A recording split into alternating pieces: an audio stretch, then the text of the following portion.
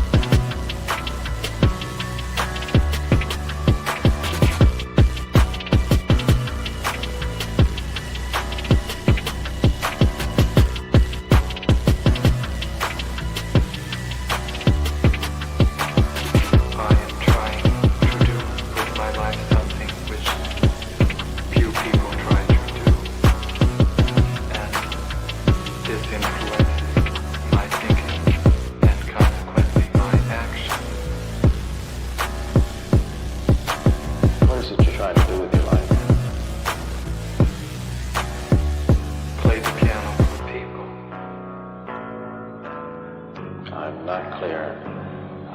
How is it that playing the piano for people has eventually resulted in your being here in the hospital?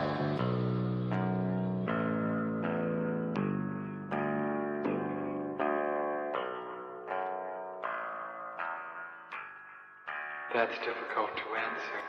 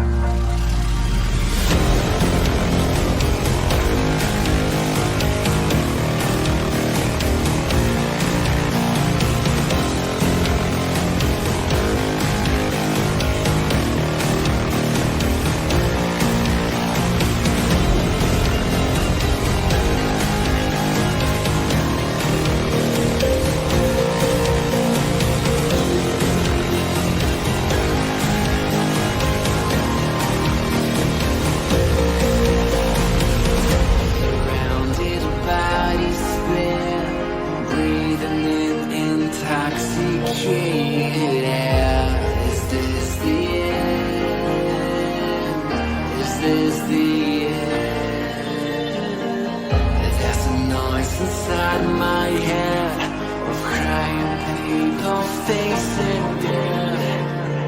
Is this the end? Is this the end? Oh, I'm burning in the dystopia.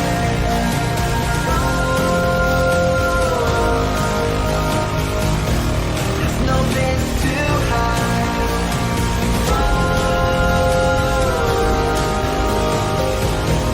I'm burning in the dystopia.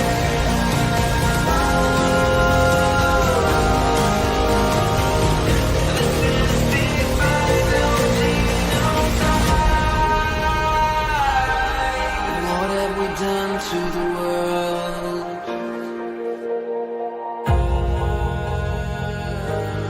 What have we done to the world?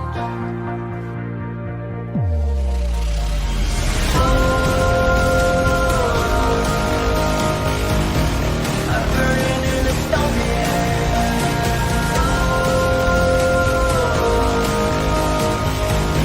There's no place to hide.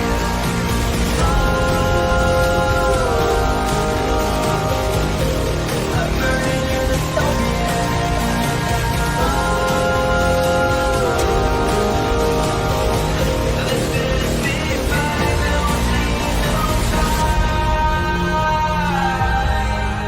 the final scene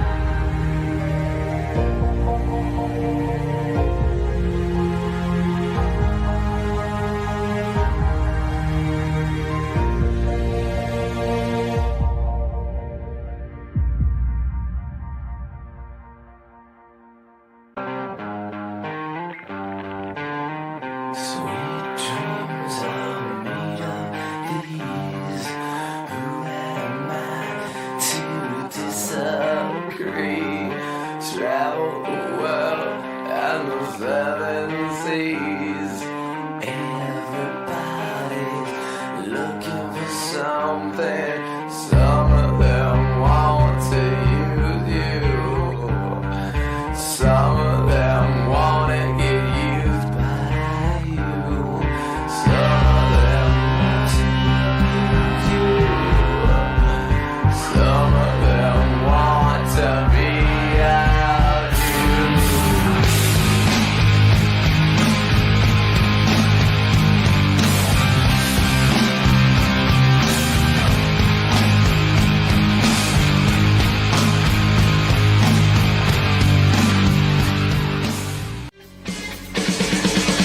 Won't anybody help us? What are we running for? When there's nowhere we can run to anymore. We can't afford to be innocent. Stand up and face the enemy. It's a do or die situation. We will be invincible. And with the power of conviction, there is no sacrifice. It's a do or die situation. We will be invincible. Who the fuck is Karlyn? She's just some sweet lady. She's like in a knitting. She does like a knitting stream. She's like a knitting YouTuber. She does knitting. Can we grow up a little bit and Alt not Girl be sent $200. retarded? Have you Please. seen the work of Karlyn Borysenko? Anti-commie cult leader and is obsessed with looking at what actual far-left communists are talking about and organizing today, infiltrating them. They infiltrated the universities, schools, media. She has the receipts to back it up. Primary source evidence. Infestation is dire and she calls Republicans idiots eating slop. Agree. Thank you for the big super chat. Yeah, oh, I know Karlyn B. She's solid. She's funny. I The like great her. noticer sent $200. Literally. So not it's, Ian. it's not because I haven't dangled my junk into the combat zone on purpose to get some camera footage, but that's the big part of what's the Is problem. that what you call reporting? Go and live under, if streaming? you're going to do it, Yeah, go seriously. undercover. Otherwise you're wearing a hunk of meat in a lion's den. Nick Shirley, I love you. Take care of yourself, man. Karlyn Borysenko went undercover. Do stuff like that. Like if you want to expose this thing, don't pariah, please. But Ian, here's and I agree with you to an extent.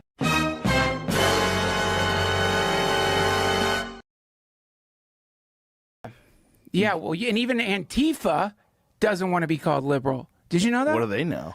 Well, Antifa is anti-capitalist, and that is not liberal. So that's the problem. Is like the terms are really muddy right now.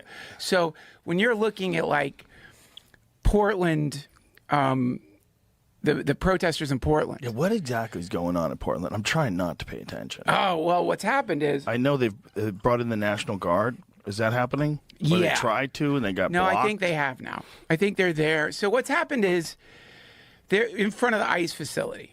There are ongoing protests at night. Now I watch these streams, and I've been watching a self-professed fascist named Karlyn who drinks and basically roasts these live streams. But weirdly, she has apparently embedded herself with Antifa before. And so it's such a funny stream because like... So they tolerate her? Oh, no, not anymore. She like... No. She's like... I mean, I don't know if she's trolling or not, but on her stream, she's like, I am a fascist. Right. So she's proudly proclaiming she's a fascist. I don't know how much of that is trolling, how much of it is real, but conservatives who are drawn to her stream will say things like, these people are funded by George Soros. And it's the funniest thing because she gets so mad. And she's like, get off fucking Fox News. Stop watching that shit. It's all wrong. Do these people look funded? Do these people look like they have money? They're not funded. It's so, and I guess her bigger point is by saying these are funded agitators and not saying what they actually are, which is anti-capitalist revolutionaries, you dilute what's really happening. Because what's really happening, according to her, and I think a fair amount of people, is that the economy is so fucked. The middle class is diminishing so much. The cost of living is so high that this is the perfect soil you need if you wanted communism to grow anywhere. What up, guys? What up? It's Friday.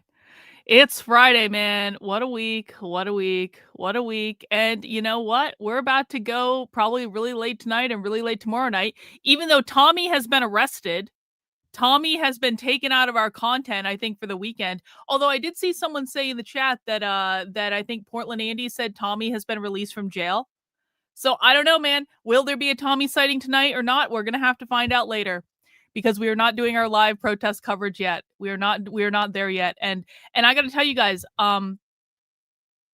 there is not an insignificant chance that by the time we get to our protest coverage tonight, I may be really drunk tonight. Listen, it's Friday. I have never claimed to be the beacon of propriety.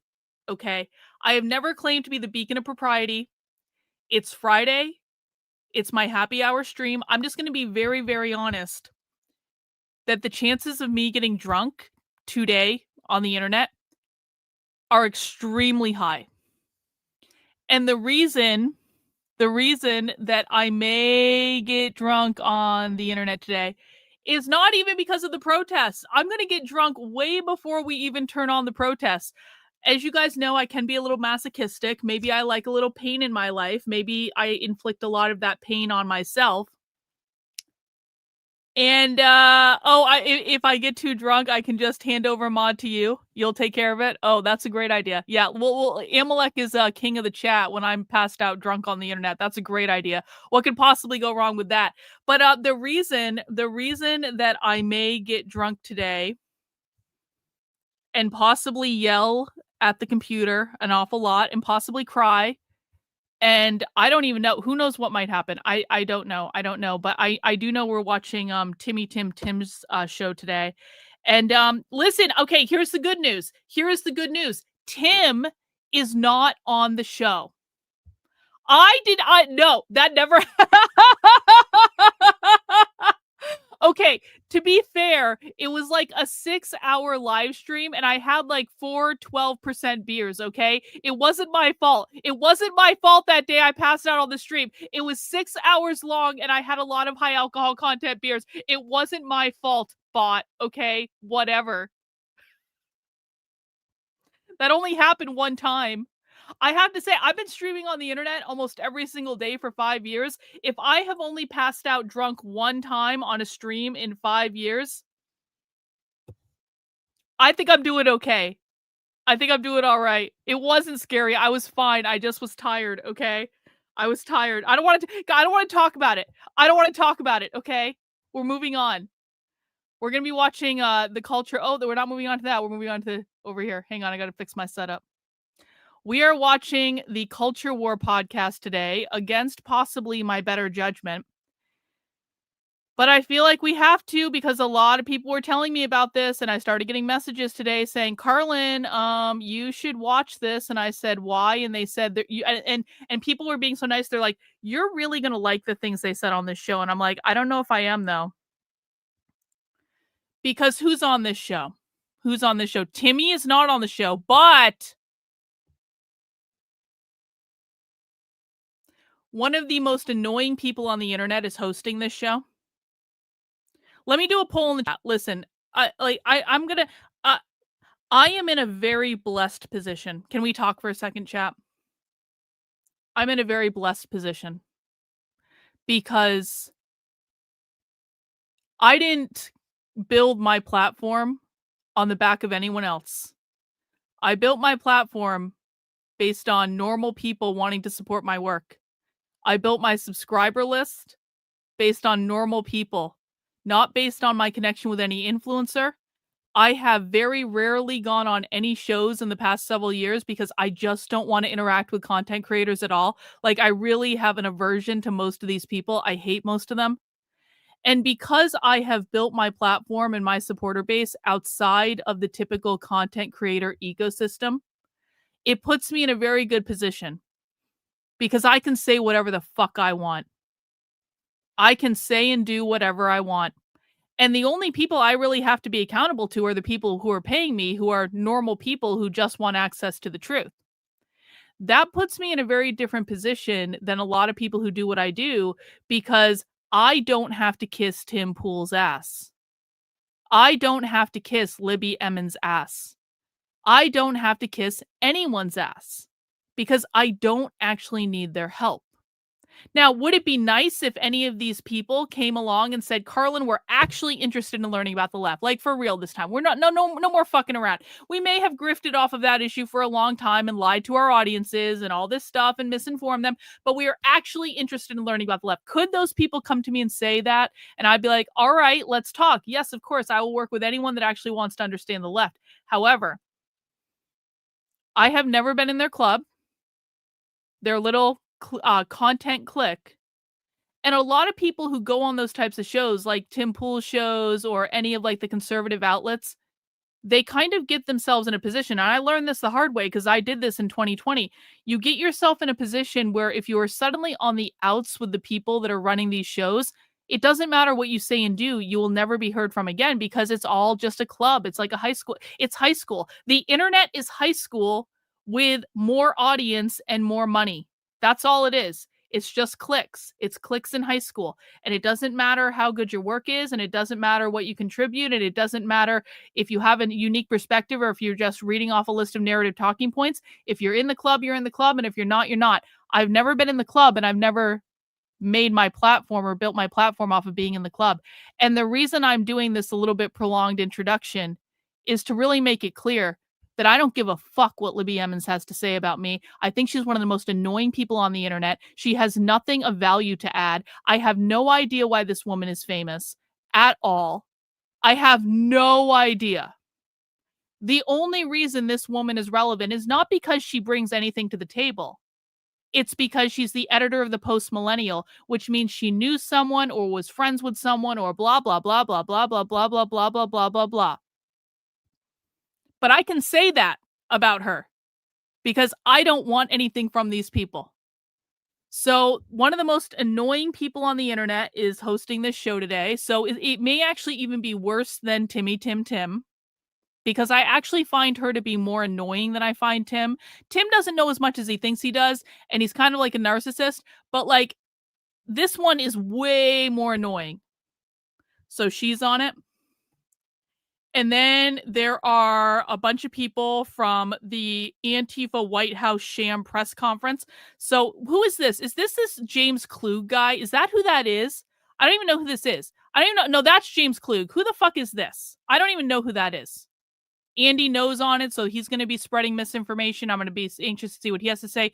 Nick Sorter's on it. Listen, I think Nick Sorter is like half genuine. I don't think Nick Sorter is like a total like grifter. I think he's maybe like 50% grifter. Whereas I have seen Nick Sorter say and do things that I think are genuine. But do I think Nick Sorter understands Antifa? No. No, not in any way. No. I think he's in Portland because he's getting more famous and getting more clout and getting attention from the White House and blah, blah, blah, yada, yada, yada. I think that he's doing what he's doing for attention and clout. I don't think he actually cares about this issue. I think he's just latching his wagon to it, as it were. But I have seen Nick Sorter say and do things that I do also believe are genuine. So I don't think he's like a total wash. But I guess we'll see. So you got that James Klug guy. I have no idea what James Klug even has to do with this. I have no idea who he is. People seem to tell me he's famous. I have no idea. I've never heard of him. I know he showed up one time at the Portland protest, and that was about it. And then you've got Libby, again, looking very annoying. And then that's it. So these are Tim Pool's friends on Tim Pool's show. And I don't know who the fuck is this guy? Who is this?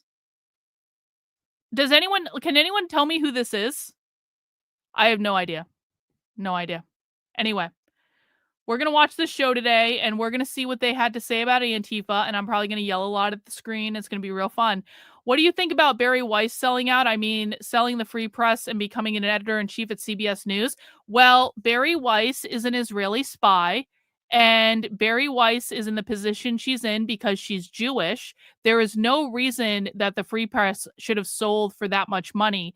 And the only reason it did sell for that much money is another Jewish person bought it to put Barry Weiss, who is an Israeli spy, in a very high-level position at CBS News. You should not believe a single fucking thing Barry Weiss says. The free press is a propaganda outlet. CBS News is about to become even more of a propaganda outlet than it already was. And the only reason that Barry Weiss is in the position she's in is because she is Jewish. That's what I think about that. Now, obviously, we love Jews on this channel. We love Jews on this channel. There's no anti-Semitism allowed on this channel. We love Jews. We love bagels.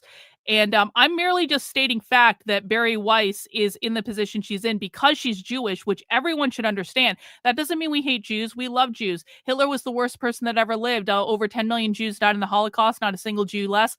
Gas chambers have wooden doors. Hitler's burning in hell for all eternity, blah, blah, blah, yada, yada, yada. Bagels are awesome, whatever. But Barry Weiss is in the position she's in because she is Jewish. Okay? Just saying. Thanks for the super chat. All right, so we're going to watch Timmy Tim today. Now, of course, we will also be keeping an eye on what's going on with the protests. We have to. We are in perpetual protest coverage mode. So we'll be keeping an eye on that. I do expect to do protest coverage later. I think things are going to pop off in Portland tonight because it's Friday. And so I am going to be doing more in-depth protest coverage later. Also, just there's something I want to watch. I don't know exactly when I'm going to watch it. But did you guys see the MAGA traitor grandma? This woman has been outside at the Portland protests. I guess she was at January 6th and then she turned on MAGA and now she's siding with Antifa or something like that. And they call her like the traitor grandma. And she's been outside on the sidewalk in Portland. She was yelling at Tommy yesterday. And so she did an interview. And apparently she gave like a 25-minute interview about what's stirring up in Portland. She calls herself Pam Tifa. I want to watch this at some point. I just don't know when. So that's another thing that I have. We still also have to watch the Glenn Beck thing as well at some point. So we are not at a loss of coverage. So that's what we're going to do today, guys. And of course, it is happy hour, so I do have beer. We will be doing the beer vote. In fact, why don't we just do the beer vote now? Hang on. Hang on, I got my beer. Okay, so the tradition on Fridays is this. We do happy hour stream, which means I go to the craft beer store and I get 4 different craft beers. I'm not necessarily, well, normally I don't drink all 4 beers on stream, but there is not an out of the realm possibility that I am actually going to drink all 4 beers today. So, and I actually have more beer too. I have leftover beer from weeks in this house. I could get very drunk tonight. Anyway, we're going to start with these 4 beers and we're going to see how it goes. The tradition is that I tell you guys about which beers I got and you guys get to vote on which one I drink first. So let's see. Which one do I want to start with? Well, the first one is from one of my favorite breweries and they don't really say what it is. Oh, I guess they kind of do. This is from Spyglass Brewing Company. This is in Nashua, New Hampshire. These guys brew some of my favorite sour beers. They're so good. They taste like dessert every single time. They have brewed a special 7th beer for their 7th year anniversary. And this is a pineapple, passion fruit, banana, mango, and coconut beer. That is option number 1. Option number 2, I mostly got this. You guys can experience this. The can has such a nice texture. It has this it's just like, it's not like a normal beer can. It has like a little bit of a rough texture and it feels really, really, really good. This is from Northwoods Brewing Company. They are in Northwood, New Hampshire. Another New Hampshire, all New Hampshire beer today. Northwood Brewing Company. This is a coffee porter and that's going to be very exciting. Beer number 3. Let's see. I've got 2 more beers. They're both from the same brewery. I got 2 beers today from Throwback Brewery. Throwback Brewery is in New Hampshire. Where are they in New Hampshire though? Where are they? I know they're in New Hampshire. I just don't know where. Well, from somewhere in New Hampshire, we have Throwback Brewery, and the first option from them is called Cheek Squeaker, and this is a sour blonde ale with cherries. If you've never had cherries with beer, they're real, real good. Sam Adams does a cherry wheat beer that's awesome, but this will be a little bit of a different cherry beer, so it'll be a little bit tart. It's going to be awesome. That's our third option. And our last one, this might be the one I'm most excited about this week. Throwback Brewery has a beer called Campfire. It is a smoked porter. If you've never had a smoked beer, they're so fucking good. It's just like when you smoke meat or something like that, you get like that nice smoky taste. Did you guys know they do that with beer too? They do. And I have one, and this is called Campfire, and it is a smoked porter. So you guys get to decide on which beer I drink first. Will it be the 7th fruited sour? Will it be the coffee porter? Will it be the cherry beer? Or will it be the smoked porter? Let me know which one you want me to drink first. Let me take some super chats while we're waiting for that poll. My wife and I love you. Oh, thank you. You drop net beef if they do. Glad you're here. You make Libby fun. I don't know if I'm going to make Libby fun, but I'm going to make fun of her. We'll all make fun of her together. FTR, I'm Jewish and you're not. See, listen, I love Jewish people who send me money. Jewish people who send me money are my favorite people in the world. Jewish people who send me money are always welcome on the channel. No, you're welcome on the channel even if you don't send me money. As long as you're okay with me shit-talking Israel, like that's totally, totally fine. Thank you for the super chat. Kyle, I actually sent in a super chat to the Culture War episode telling them they should have you on due to your investigative journalism into Antifa. Fun fact.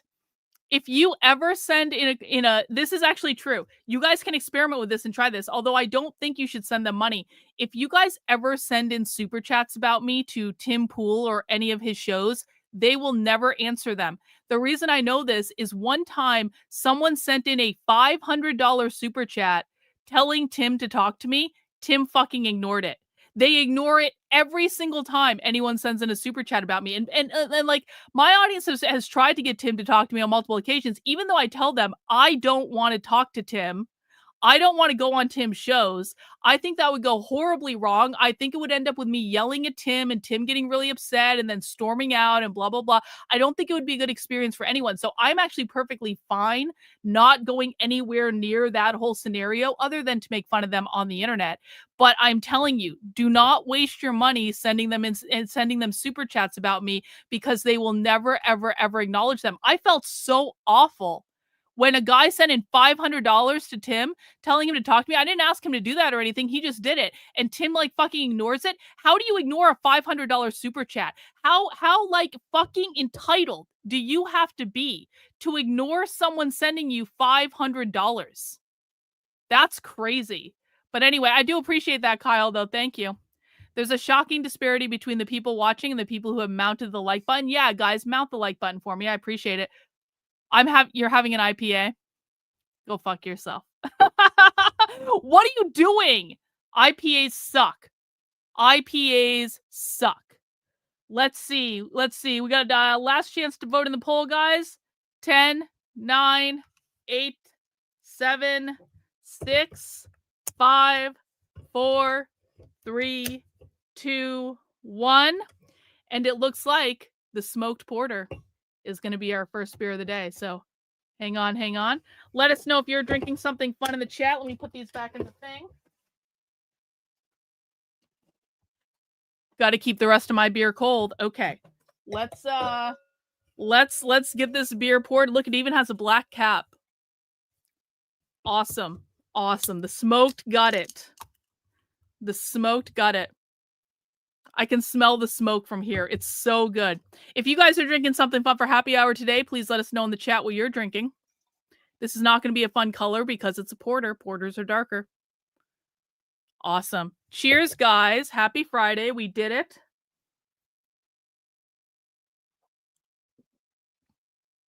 That's a real good way to start off the stream right there. You're drinking an espresso martini. Espresso martinis are awesome. You know, every place makes espresso martinis differently, but like espresso martinis are great. That's one of my favorite drinks if I'm going to drink liquor. Anyway, guys, we are going to be watching the Culture War with, of course, Timmy Tim today. Well, not Timmy Tim's friends. But before we get into that, I just want to remind people, if my computer wants to work, what the hell? It's not allowing me to bring stuff on the screen. Oh, there it goes. Okay, we fixed it. Just a reminder, guys, if you want to support the work I'm doing and keep me in business, head over to the Substack. That is Karlyn, KARLYN.substack.com. Sign up for a membership, $8 a month, $80 a year. Now, you guys want to see something cool? Check this out. If you go to my profile on Substack right now, I am ranked as number 44 rising in U.S. politics. What that means is that my Substack is the number 44 fastest growing Substack in all of U.S. politics on the platform. Now, a couple of days ago, I was number 77. So I have jumped 33 spots in the rising U.S. politics section. And we go into this too. We can see the other people on the list. So let me show you the people that are on the list with me, because I'm pretty sure I'm like the only person on the right on this list. There's no one ahead of me. So check this out. Mehdi Hassan, you got Robert Reich, you got Rick Wilson, he's a massive leftist, Joyce Vance, massive leftist, Adam Kinzinger, massive leftist. All these people are fucking leftists. God, I mean, I'm not ahead of God yet. It'd be pretty cool to get ahead of God if I'm being honest about it. All these people are leftists. Newt Gingrich. Oh, Newt Gingrich is ahead of me. That's one person on the right. Okay. Joy-Ann Reid is ahead of me, but not by that much. Michael Cohen. Michael Cohen's kind of a... Anyway, there I am, number 44. Not too shabby. And if you guys sign up for the Substack and subscribe to the Substack and support my work on the Substack, I could go even higher. You guys could get me ahead of God. So if you feel like supporting my work today and you're wondering, Karlyn, what's the best way I can support your work today? The very best way is by signing up on Substack. And if you sign up for free, that's great. Everyone should sign up for free. It's karlyn.substack.com. Link in the description below or pinned to the top of the chat on YouTube. But if you want to give me money, now's a great time to give me money, because you guys could help me get higher in the rankings than God. And that'd be pretty sweet.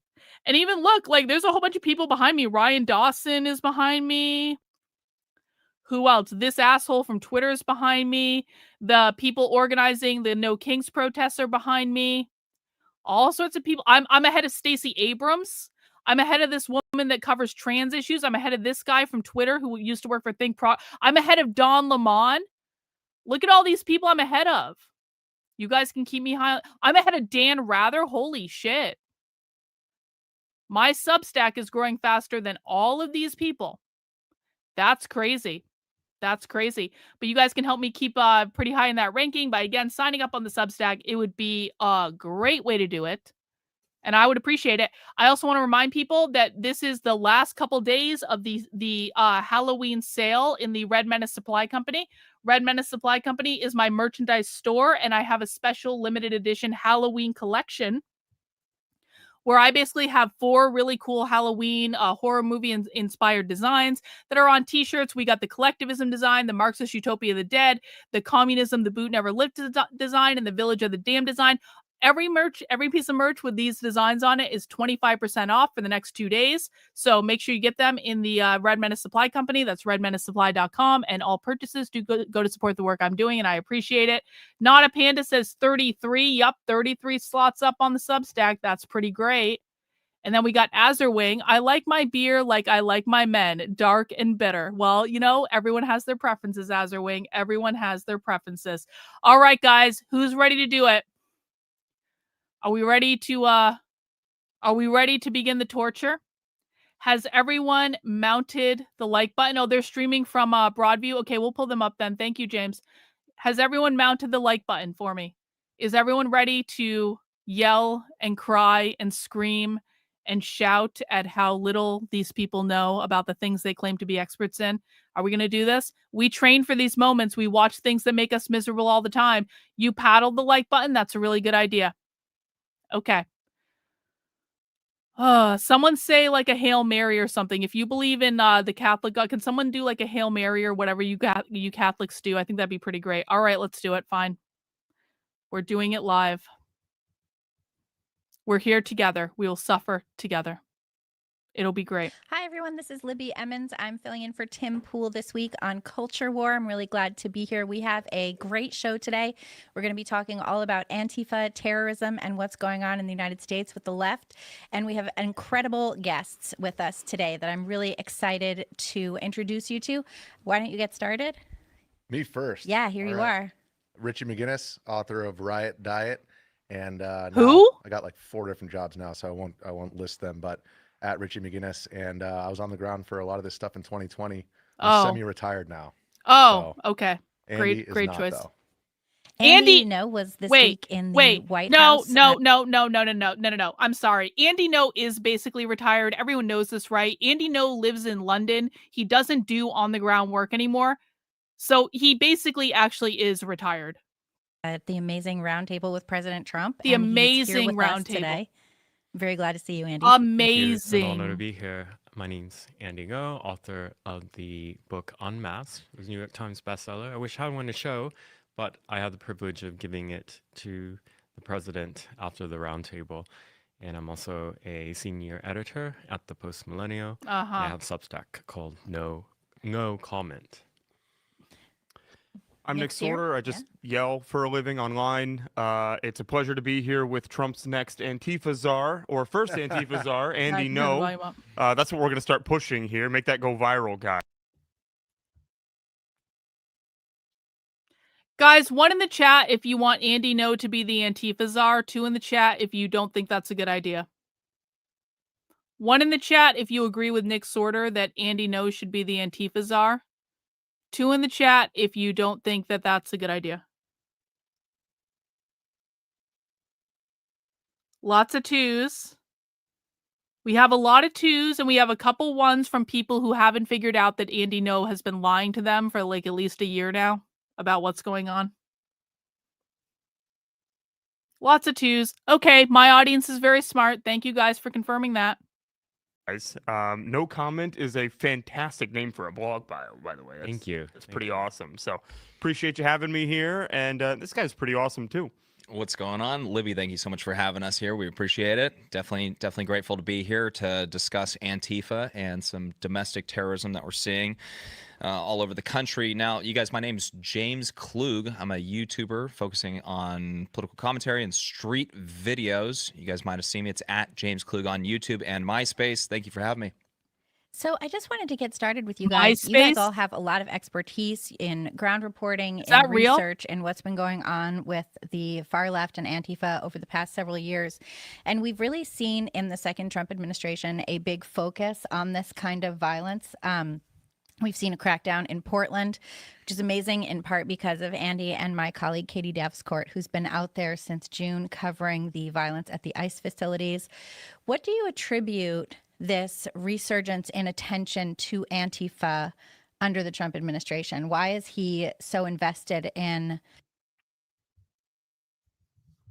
Why is Trump so committed to ending Antifa, guys? What Trump has just brought back attention around Antifa, and really no one else cares about it. Are you fucking serious, you stupid dumb bitch? Antifa has been organizing against the ICE facilities since January. Antifa has been out protesting and causing chaos at the ICE facilities since January. This has been going on since January. This is not new. Trump only became interested when Nick Sorter got arrested in Portland like 2 weeks ago. You're telling me Trump has all this interest and all this investment in ending Antifa? Trump discovered Antifa as a problem when Nick Sorter was arrested a few fucking weeks ago. And never mind all the people that have been covering this for months and months and months. Never mind all the people who've been on the ground covering this. Never mind people like me who have been going undercover with these people for like 3 fucking years. Are you serious? Trump is the answer we need, guys. Trump is just so amazing. Trump is so stunning and so brave, and his tan is so amazing. Ineffectual Insurrection says on Rumble, I prayed for a hedge of protection for the stream and all of us, and the armor of God just came in just in case. LOL, Dr. K. Karlyn just got BK. Did he said MySpace? Yeah, he said MySpace. Yeah. You're friends with Tom? Okay. Thanks, Ineffectual Insurrection. Appreciate it. Dealing with this. We saw the first ever roundtable at the White House about Antifa. That's never happened before. I've never seen, none of us has ever seen the president sit down with independent journalists and reporters, street reporters. People have been assaulted. Not a single journalist at that roundtable was an independent journalist. They all either work for the Post Millennial or Turning Point USA. They are not independent journalists. They are not out there paying their own way and being supported by the average people. They work for organizations. You are not an independent journalist if you work for a multi-million-dollar organization. I'm sorry. If you have a multi-million-dollar organization paying for your hotel and paying for your salary and paying for your equipment and paying for all your travel expenses, you are not an independent journalist. They have a boss, and their boss is telling them to adhere to a political narrative. Only ridiculous people think this is because I'm bitter. This is because the truth matters. You're obviously not smart enough to be here. You can get banned on the channel. Go away. It is factual information that every single person at that White House summit works for a boss that has a political motive, that wants a certain narrative out there. And if they didn't work for that boss, they probably wouldn't be doing what they're doing because they wouldn't be able to afford to, because they are not independently funded journalists. It was like watching cavemen discussing poetry. Oh, great. Great. See, I know a lot of people have previewed this. People have been doxxed, all of this stuff. We've never seen a president sit down and actually take independent journalists seriously about their work. The Biden administration shut independent journalists out, I think revoked something like 400 press passes. What do you attribute this to? Why is it so urgent right now? You want to go, Andy? Yeah, well, there are a couple of things or events that have happened this year. So the violence against ICE has started since June in Portland in particular, but it's spread to cities across the U.S. Wrong. It started in January, Andy. It started in the violence against ICE started. Are you fucking shitting me? Hang on.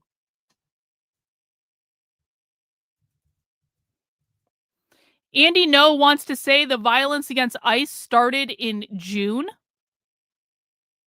Hang on. Not that one.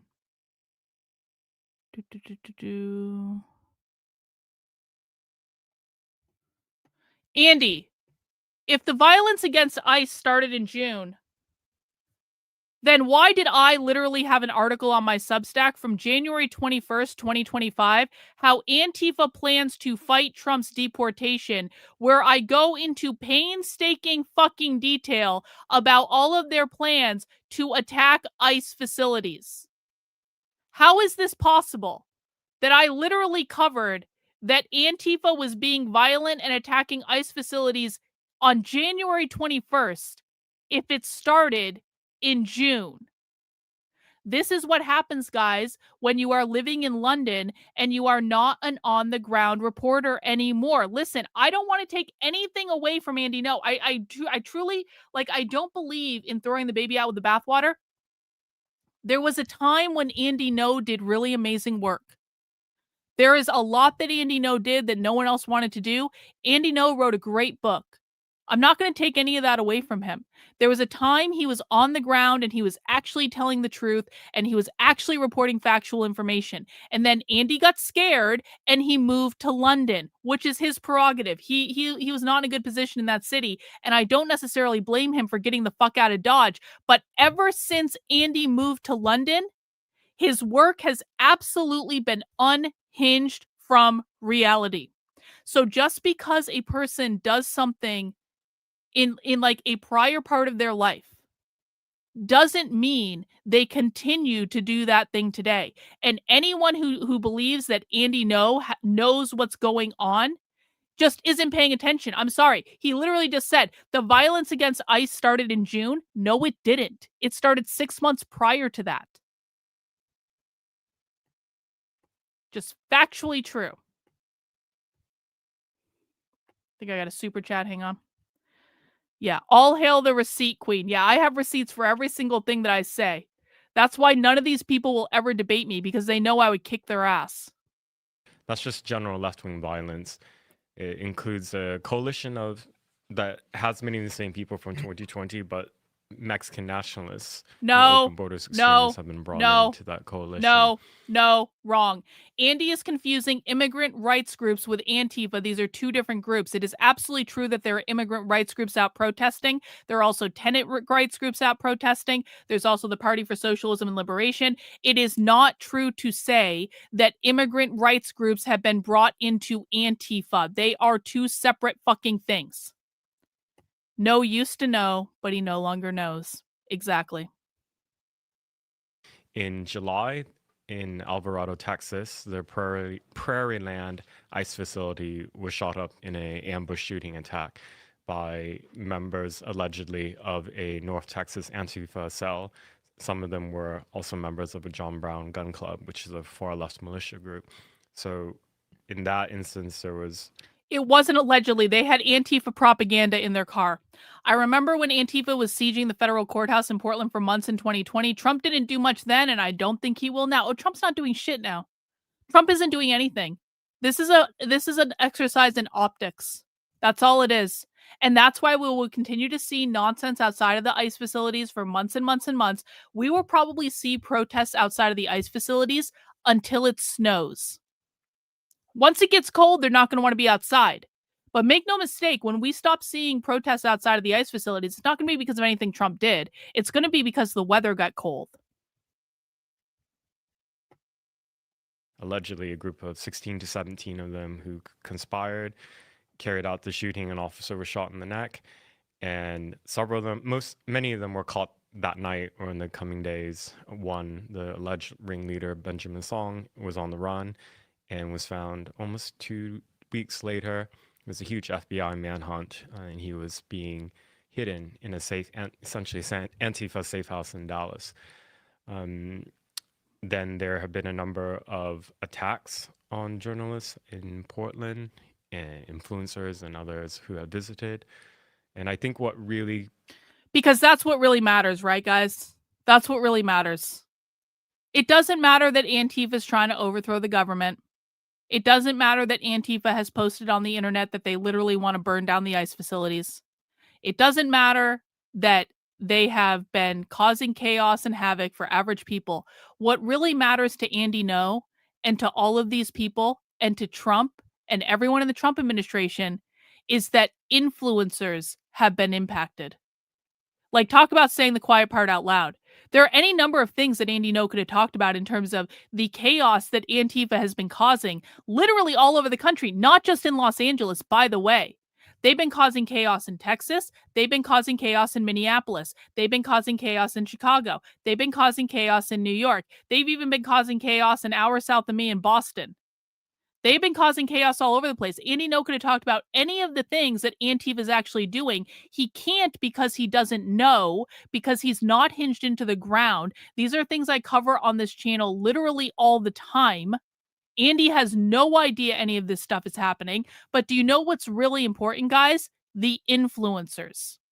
That's what's the most important thing to the Trump administration and to all of these people who just make their money sitting on the internet retweeting stories because they're going viral.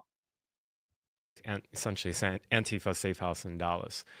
Then there have been a number of attacks on journalists in Portland, and influencers and others who have visited. And I think what really pushed it through the line in terms of like a White House agenda item was, I believe, the assassination of Charlie Kirk. An influencer. In the immediate days after that, there was a lot of lies and misinformation spread by the left. They said that the suspect was far right, that he was a Christian nationalist, all these horrible lies. Yeah, that but went quite now they're mainstream on the domestic left terrorists, but they're not to really, because they're not getting obfuscate arrested. from what was written on the rifle cartridges.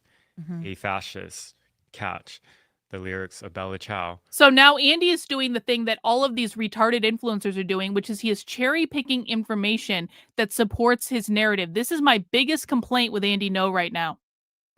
I like Andy Ngo as a person. Andy Ngo is a really nice person. I've met him. I've talked to him. Like, he is a very nice person. My disagreements with him are not personal. And I want to make this very, very clear. I was always very supportive of Andy Ngo's work.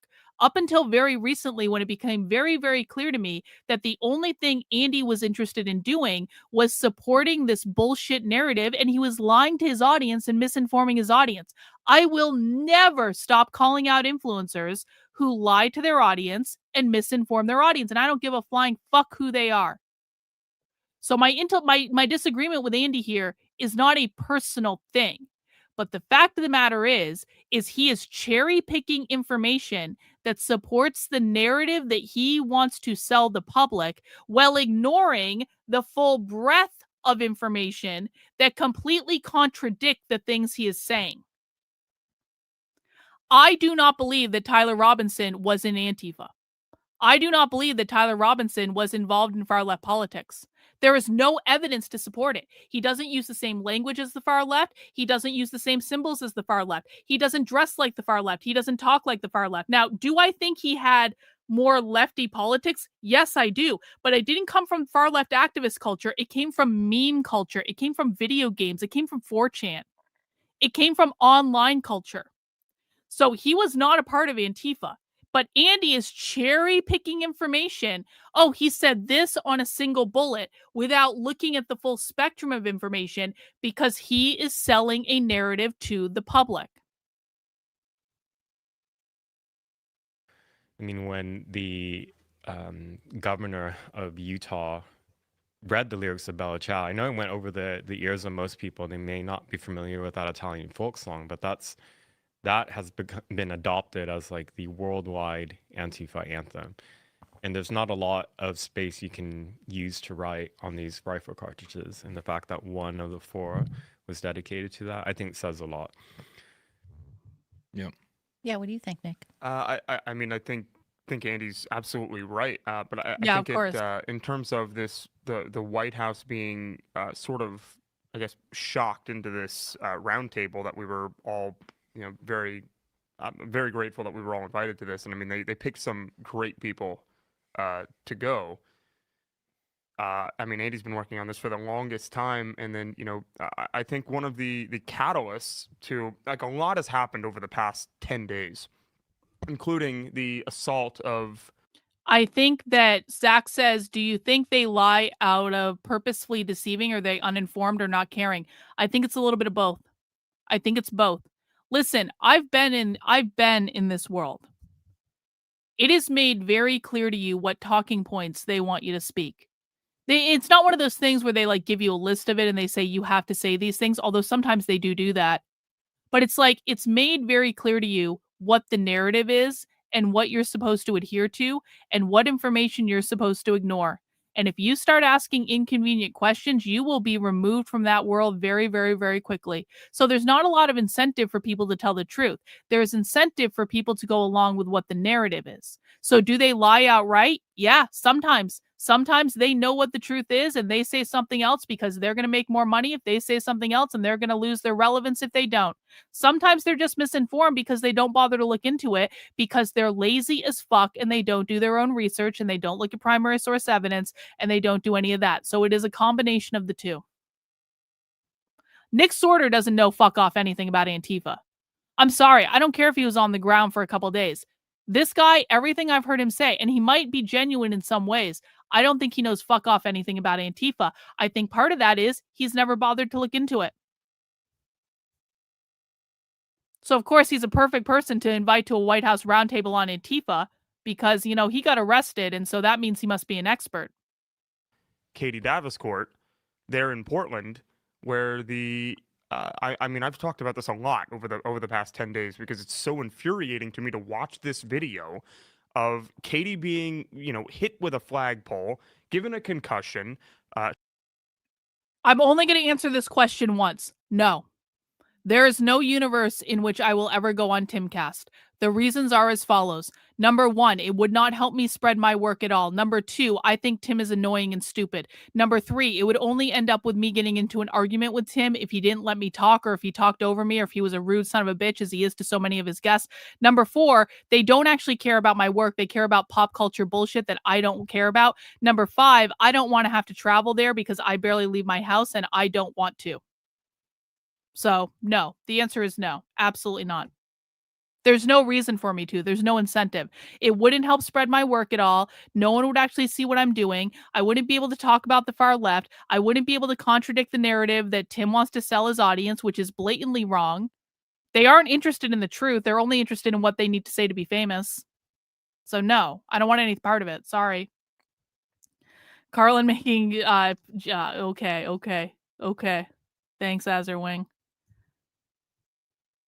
She still has a black eye. I saw it, 2 days ago at the White House, and watching the Portland police just walk slowly behind the assailant, say you're detained, and then the assailant saying, "No, I'm not. F you," and then walking away.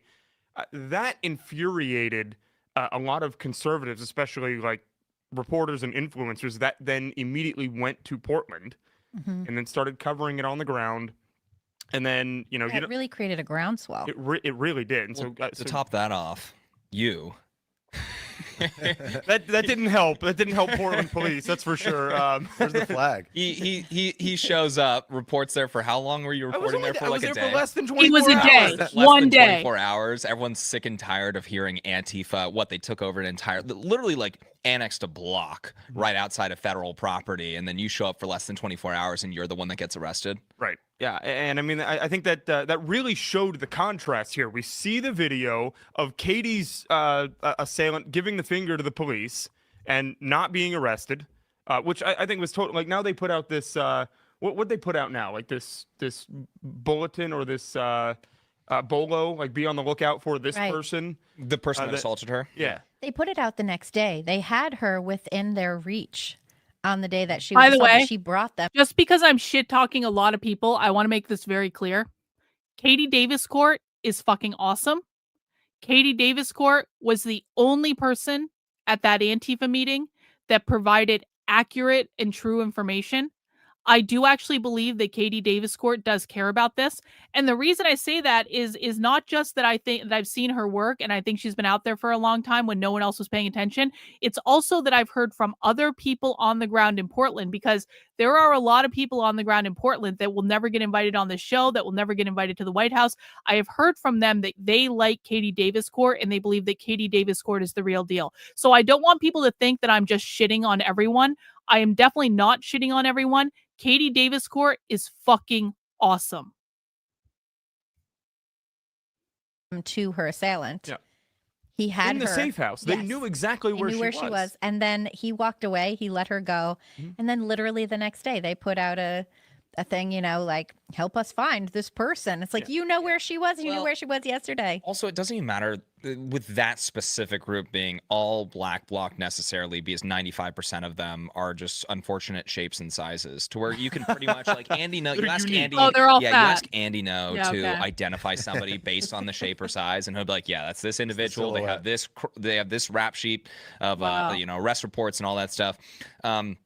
I know it's pretty early on in the Trump administration, right? What, 8 months? 9 months? 8 months? Yeah. Well, 9 months, whatever. Something like Anyways, the reason I'm saying that is because, yes, it's still early on, but I do think that this roundtable pointed at a common trend that we're seeing. The status quo is over. You know, we're sick and tired of seeing that these militant groups can just assault journalists and conservatives with impunity. Nobody's going to do anything about it. Yeah, Again, these people continue to make this about them. This is why I cannot fucking stand these people. Guys, Antifa is assaulting influencers. This is an important issue because Antifa is assaulting influencers. Antifa wants to overthrow the federal government. This isn't fucking about you. This is not about you and your precious fucking feelings. Antifa wants to overthrow the government. Antifa wants to burn down the ICE facilities that they're protesting. Antifa wants to destabilize our entire fucking country and our entire way of life. This is not about Antifa doesn't like influencers and they're mean to influencers and we don't like that. That's not what this is fucking about. Not everything is about you, YouTuber. local leaders obviously aren't going to do anything about it. In fact, they're probably just going to arrest you for showing up and reporting on it. But, you know, when it comes to the actual federal government, they're going to put pressure on leadership to actually do something. And if they're not going to do anything, they're going to go and, you know, make moves on their own. And so, and you can feel that on the ground. Andy, I don't know if you kind of noticed a little bit more of a taming or Antifa, just they're not sending out their most insane troops. And if they are, they're probably getting arrested and getting slapped with federal charges now, you know, but it's really different compared to 2020 and 2021. Literally no one's getting arrested. Did this moron just tell people that Antifa's getting arrested and slapped with federal charges? Literally no one's been getting arrested. Again, please, YouTuber. We're not even going to call him by his real name. His name is now YouTuber. Of a taming or Antifa, just they're not sending out their most insane troops. And if they are, they're probably getting arrested and getting slapped with federal charges. Literally none of them have been arrested and none of them have been slapped with federal charges, YouTuber. But great reporting there. Excellent job. Influencer lives matter. Yeah, that's all that matters. The influencers. Totes. Just now, you know, but it's really different compared to 2020 and 2021 for sure. 100%. It's a different vibe on the ground. And I was only there, I know, What's the for a couple vibe? days recently. He was there for 2 days. Tamer than it was in 2020. Oh, right now, yeah. There's no leaf blowers. They don't even have leaf blowers yet, let alone the metal saws They use actually do have leaf saw blowers. the fences down. Wow. I think that's why we're seeing it though, because the Wow. Trump administration in 2020, you know, said They do have leaf blowers. They do have metal saws. They do have wire cutters. You faggots just aren't seeing them because you're only there for a day and a half before you go back and sit on your ass and do YouTube. How is it? I am actually out in the field less than most people. But I pay attention to anarchist websites, and I pay attention to anarchist streams, and I pay attention to anarchist propaganda. So I know what they're fucking doing on the ground. I know what they're talking about on the ground. I know what their fucking plans are. How is it that I know more than all of the experts that were invited to the White House? Yeah, I'm sorry. I have gay men in my chat. I'm allowed to use the F word. Gay men, give me the F word pass. Okay. I have probably at least a dozen gay men who love me in the chat right now, if not even more. I have an F word pass. I'm allowed to use it, YouTube. in the DHS troops, which is kind of the equivalent of the ICE now, to defend the federal courthouse. And they were, you know, only able to protect that one little area surrounding the federal courthouse, and it persisted for like 150 days. Right. So I think now they're preempting that and saying we don't want to end up with another Chaz, But Yeah, that's I actually effectively what we're remember the getting. day that Andy jumped in and was like, "Well, it's been 100 days Yeah. in 2020 And I remember outside seeing- Portland Federal Building." We saw Katie and Andy in the Chaz as well. Katie went in there with the American flag, and she effectively was assaulted when they ripped the flag away from her. And you know, at that time, people were just like less aware than they are now. So I think, you know, a lot more conservatives are now showing up to these places and demonstrating on the other side of things. And that was not something that was really, I mean, dude, was you were gnarly. hiding in 2020 Yeah. for sure. I mean, most people were at least. And if you weren't, you're probably getting assaulted or even. Oh. Ha ha. Ah ha ha ha ha ha ha. Leonardo Gianni is one of the stupidest people on the internet. Leonardo Gianni is so stupid that Leonardo was the very first resident of the country of Retardia when I created it on a stream. Retardia was created when Leonardo was having a massive meltdown about me one night on Twitter, and I decided to do a stream basically saying that if I ruled the world in my fantasy land, I would have someone go to Leonardo's house and put a bag over her head and drive her out to the middle of the woods and leave her in the middle of the woods to fend for herself. And she can start the new metropolis of Retardia, because that is the level of stupid that woman is. So no, I am not a fan. Worse. Yeah. It was pretty hairy Leotarda, for a exactly. moment there. Leotarda. But the other night when we were at the ICE facility in Portland, you know, you have like 30 conservatives showing up, showing support for ICE. There were it's a bunch it's of a totally different. Yeah, Andy was the only one. I mean, I remember you were literally wearing, talk about being able to identify somebody from a silhouette. You were wearing like all black ski goggles, not even a single inch of skin was exposed. And they're like, there's Andy No, like within 2 seconds of you showing up. You mean in 2020? In Chaz, yeah. It was, In Chaz. what? Yeah, they're all reminiscing about 2020 because they have no experience since then. What are some other anarchist websites other than Crime Thing? So you can go on Anarchist News. Anarchists have a whole kind of like server set up where there are a ton of anarchist websites. What the fuck is it called? Is it like No Blogs or something like that? Hang on. I'm gonna get it for you. Bashback. Hang on. I should be able to find this relatively easily, but I'm on a new computer, so I don't know if I can find it real easily, but hang on. Bashback Manifesto.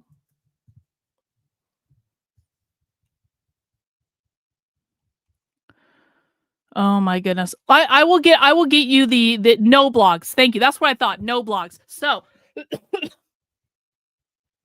that's what I thought it was. Let me look that up real quick and show you guys this. Okay.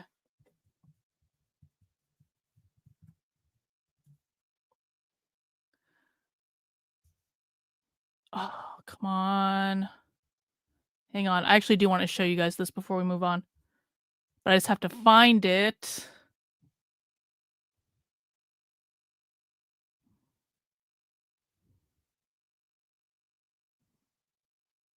Okay. I can't find it right now. But there is a whole kind of like anarchist ecosystem where they actually have their own kind of like server, and there are all sorts of websites on that server. They're also hang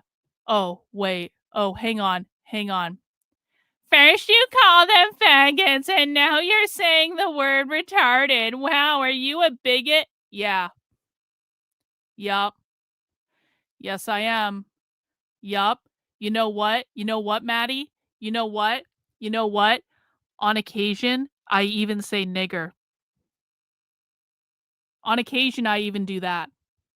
Not everyone, not too often, because you can't roll out the hard R all the time. You got to keep that one in your back pocket, because then it's going to have the most impact when you roll it out. I don't like saying that word, but you know, sometimes there's just the necessity of using that word. You want to know why? Because I will use whatever fucking words I want, and I will use whatever language I want. And if you think that words are violence, then you belong on the left, and you can get the fuck out and run over and cry to your precious leftists in your goddamn safe space. Yeah, Sprout Distro is I checked out Sprout Distro. Sprout Distro is a great website, indeed. I know. Yeah, true. So true. So true. But you obviously don't belong here, so you're banned now. Anyway, I'm gonna work on this no blogs thing, and I'm gonna find that. But let's keep listening here. His or her name. What was the? Actually, I know exactly where I'll find Trantifa it. sex prostitute. Yeah. Trantifa. Trantifa something? is not a real thing. The Trantifa sex. The person's preferred to go by Nikki. Nikki, that's it. Nikki. Yeah. Original name was. Thank you. I forget. Yeah, Maddie is Nick probably Jameson. the three That's it. slurs. Nick Jameson. So That real. sounds about right. Yeah. So Got it. real. Got it. Yeah, they would go after you. I mean, geez, dude. Yeah, it's changed so much. They would go after you if you had a cell phone in your hand. You weren't even recording. Yeah. If you were holding your phone like this, they would say, "Open that up. What videos have you taken? Show us your social media." And it wouldn't just be like one guy, and you'd be like, "Okay, get out of here. Come on, bro." It'd be 10. It'd be 10 people surrounding you, and you were the only person that was there, basically. That's something, yeah, I remember the reporting on that Antifa militants would prevent people from reporting, prevent people from recording. There was a whole thing about Found basically Antifa somehow got. Found it. Okay, I want to show you guys this. So this is an example of what you're going to find. So no blogs is noblogs.org. I thought it was .com. So no blogs. So this is an example of an anarchist website that you guys can't see this, but the address for this is BB News. This is Bashback News. Bashback is what Andy No actually should be calling his Trantifa thing. Trantifa is not real. That's something that Andy No made up. Bashback is actually the proper term for this. Bashback is a militant queer activist movement. And so that is actually the proper terminology. But Andy No refuses to use that because he has no fuck off clue about any of this. It's like Uncle Ruckus said, we have to diversify our slurs. Most of mine I got from Black and Spanish people. I totally agree. We should be using a diversity of bad language at all time.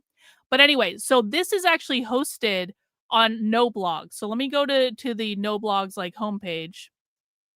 Here it is. So No Blogs is basically an anarchist ecosystem. You can find so much crazy shit on here because if you are an anarchist, you can apply to have a website on No Blogs. This is kind of like GeoCities. It's like, does anyone remember GeoCities? GeoCities back in the day, like anyone could sign up and build a website on GeoCities. It's kind of the same thing. So you can find stuff based on topic. You can look at all this shit. They've got all sorts of stuff here that you can get into. All sorts of anarchists have websites on here. So this is a really good resource if you're looking for anarchist information. Another one is the Anarchist Library. This is where they're going to be publishing a lot of their materials. So this publishes anarchist thought from all over the internet, and you can always go in and see what are the latest things published on the Anarchist Library. It's right on the homepage. And so all of the major anarchist material is going to exist in the Anarchist Library. So it's all available for free. You can read whatever you want. That's actually one of the benefits of studying the far left is the far left doesn't believe in intellectual property. So most far left material, from their books to their manifestos to their communiques, whatever, it's almost always available for free on the internet. And the Anarchist Library is usually a really good place to start if you're looking for stuff because it's one of the most comprehensive places. So I would do that. I would say It's Going Down is another website you can look at. But that's a really good place to get started. So you always want to look at Crime Think. Crime Think is always going to be number one. Crime Think is always going to be at the tip of the spear. You want to look at what's going on No Blogs. You want to look at what's going on in Anarchist News. You want to look at what's going on in the Anarchist Library. And if you do those things, you will be more well-informed than like 99% of right-wing influencers. And you guys will notice, I'm not afraid to tell you where to get this information. Everything I do is open source. Like, I'm not afraid to tell you, here is where I get my information about what the left is doing. I want you to be able to go in and look at it and see for yourself. So there you go. That's a real good place to start. Only snowflakes melt on hurdy words. Yeah, I agree. I agree. Exactly. Oregon to stop releasing mugshots, right? Based on your reporting. And that I'm disappointed. I'm not going to be able to see my mugshot. Right. Oregon will not release the Did mugshot. you request Maybe they'll that, by the release way? it. I guess I have to request it. I assumed it would be online somewhere. Like by the time I was out, I thought Like people would post it. But you know, Portland wasn't even In 2020, I wasn't doing this in 2020. I was in real estate at the time, but I was still I lived in Louisville, Kentucky, which had a lot of spiciness there. Some spiciness My there. coworkers got arrested over there. Yeah. Well, who did Shelby and Jorge? Yeah. That was the one trip I didn't go on. Oh, I didn't go on that one either. It was after Kenosha. I was like, I'm going on a surf trip. I'm gonna. And I was Oh, like, he of was course, in my Irish luck, the one Kenosha. trip I didn't go on. Okay, I see. I'm like, He was in oh, Kenosha. Man, Jorge and Shelby are in jail. Oh, Okay. Yeah, I remember that too. Did they get like tossed Sorry, on guys. a bus? Oh yeah, they were.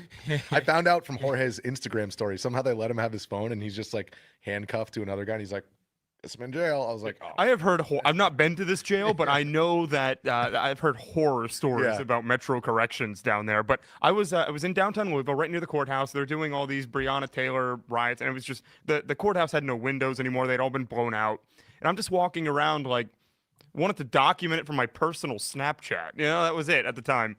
And I'm going around and I'm video recording, and they chase me down the block, they corner me, and they hold me at gunpoint for my phone. At gunpoint? At gunpoint. Who were these people? They ended up being arrested after because I ended up like hitting the gun out of his hand, which was really stupid at the time. Well, I wanted my phone though. I didn't have any You're money, alive, though. so it's like I didn't have much to lose. Anyway, but I jumped the fence, and they did this in front of the 911 call center. Is where this happened down in Louisville, and the only people that were there were EMTs that had radios, so they were able to radio. But it took the police 10 minutes to get there because there was a 2-mile no-go zone for police in downtown Louisville, and it's still never recovered down there. why is there a no-go zone? This entire was a no-go interview is zone in about them 2020. and their Why was there? feelings. Summer of Love. Color me shocked that the people who are supposed to be experts in Antifa don't talk about Antifa at all. They just cry about their feelings and they reminisce about their glory days of 2020. Color me shocked that that is the reality of this interview. All this stuff? Yeah, because Breonna Taylor, Yeah, that whole I remember Breonna Taylor. And speaking of that, I just want to say this while we're on that topic. Brett Hankerson, who was one of the officers in the Breonna Taylor raid, is now sentenced to, I believe, 4 years in prison, and I think he reports like Monday. So That's crazy. So I think I'm gonna be doing watch for that because I don't think that guy should be. I think he was recommended like a day in jail by federal prosecutors, and the judge was like, nah, he's getting 4 years. I'm forgetting kind of a lot of the specifics about that case, but I do remember. I mean, the boyfriend did have he was legally police. Yeah, but he was legally allowed to be like have a firearm there. It was all legally owned, and I don't believe he knew. And it seemed like he had a decent case for playing devil's advocate here. Just as a warning for people who are new here, when you watch my content, we will ruin all other content for you. I'm sorry. It's not my fault. It's not my fault. It's not my fault these people suck. It's not my fault these people don't tell you the truth. It's not my fault that primary source evidence contradicts basically everything these people try to sell their audience. It's not my fault that these people suck. It's not my fault that stupid people think that these people are smart. But once you start looking at primary source evidence, like there's just no denying it. And I'm really sorry, man. If I destroy your heroes for you, just know that I've had many heroes destroyed for me and it sucks.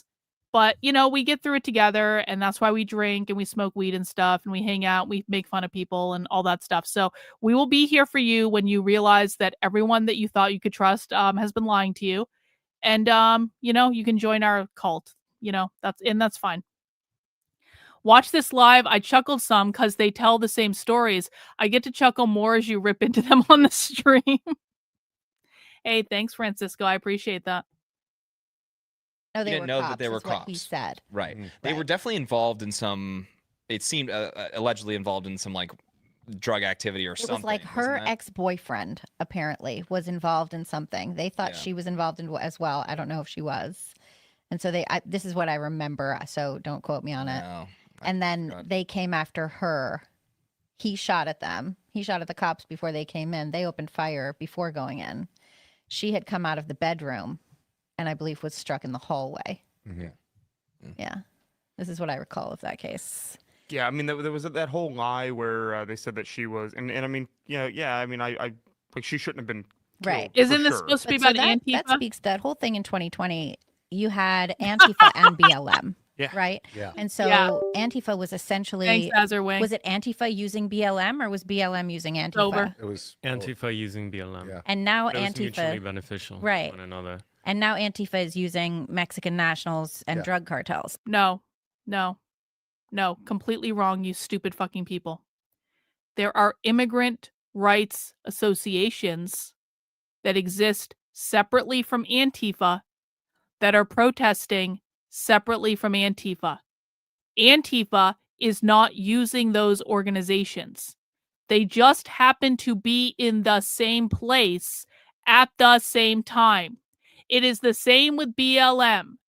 Antifa was not using BLM. BLM is its own separate movement. They just happen to be in the same place at the same time. Just because two groups of people are in the same place at the same time does not mean that one group is using the other group. It just means they're in the same place at the same time. Or PS, like Party And for trans. Socialism and Liberation. So like there's Party two for different arms Socialism of and these Liberation. protests. Is you have No. the organized side, which is forward facing. They have flyers and all that. Antifa will do flyers, but like in DC, for example, or Yeah. around the country, Real. you'll have the No Kings protests. Mhm. Yeah, And that's those are coming up. sponsored by places October like 18th. PSL, and then you look into their funding. No. and it's just like oh my it's god. just like any other Oh my you know, god. the Muslim This Brotherhood. guy. or Oh my radicalism god. is- No, wrong. This guy doesn't know what the fuck he's talking about. This guy just says the No Kings protest is organized by the PSL. Let's listen to that again. I want to make sure I heard that. Does this moron think the No Kings protest is organized by the Party for Socialism and Liberation? Bro. organized side, which is forward facing. They have flyers and all that. Antifa will do flyers, but like in DC, for example, or around the country, you'll have the No Kings protests. Mhm. Yeah, and that's those are coming up. sponsored by places October like 18th. PSL, and then you look into The No Kings protest is not sponsored by the Party for Socialism and Liberation. The No Kings protest is sponsored by Indivisible and the 50-51 Coalition, which are progressive groups that have nothing to do with the Party for Socialism and Liberation. There are over 270 partners organizing the No Kings protest, and not a single one of those partners is the Party for Socialism and Liberation. The Party for Socialism and Liberation is a completely different thing.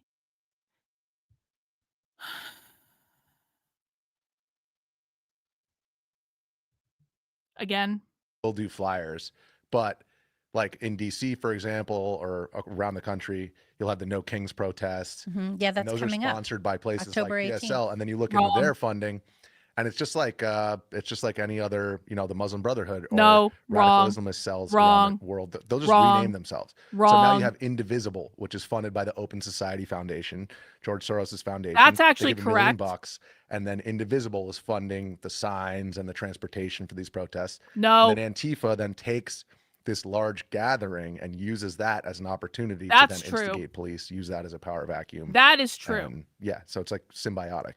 So funding is a huge part. Oh, go ahead, Andy. Well, I Oh, wanted God. to. I'm about to lose my fucking shit, aren't I? Unacceptable. All these potheads. I'm so upset. You're literally shaking. Azerwing, you're literally shaking. Thanks for the super chat. I know. It's weed is a horrible habit. Don't do it. Don't do drugs, kids. Don't do drugs.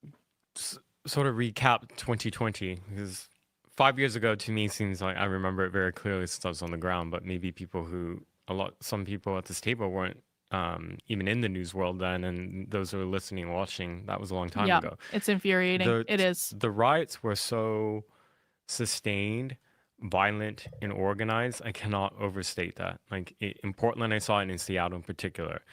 They had like brigades within the riot mob.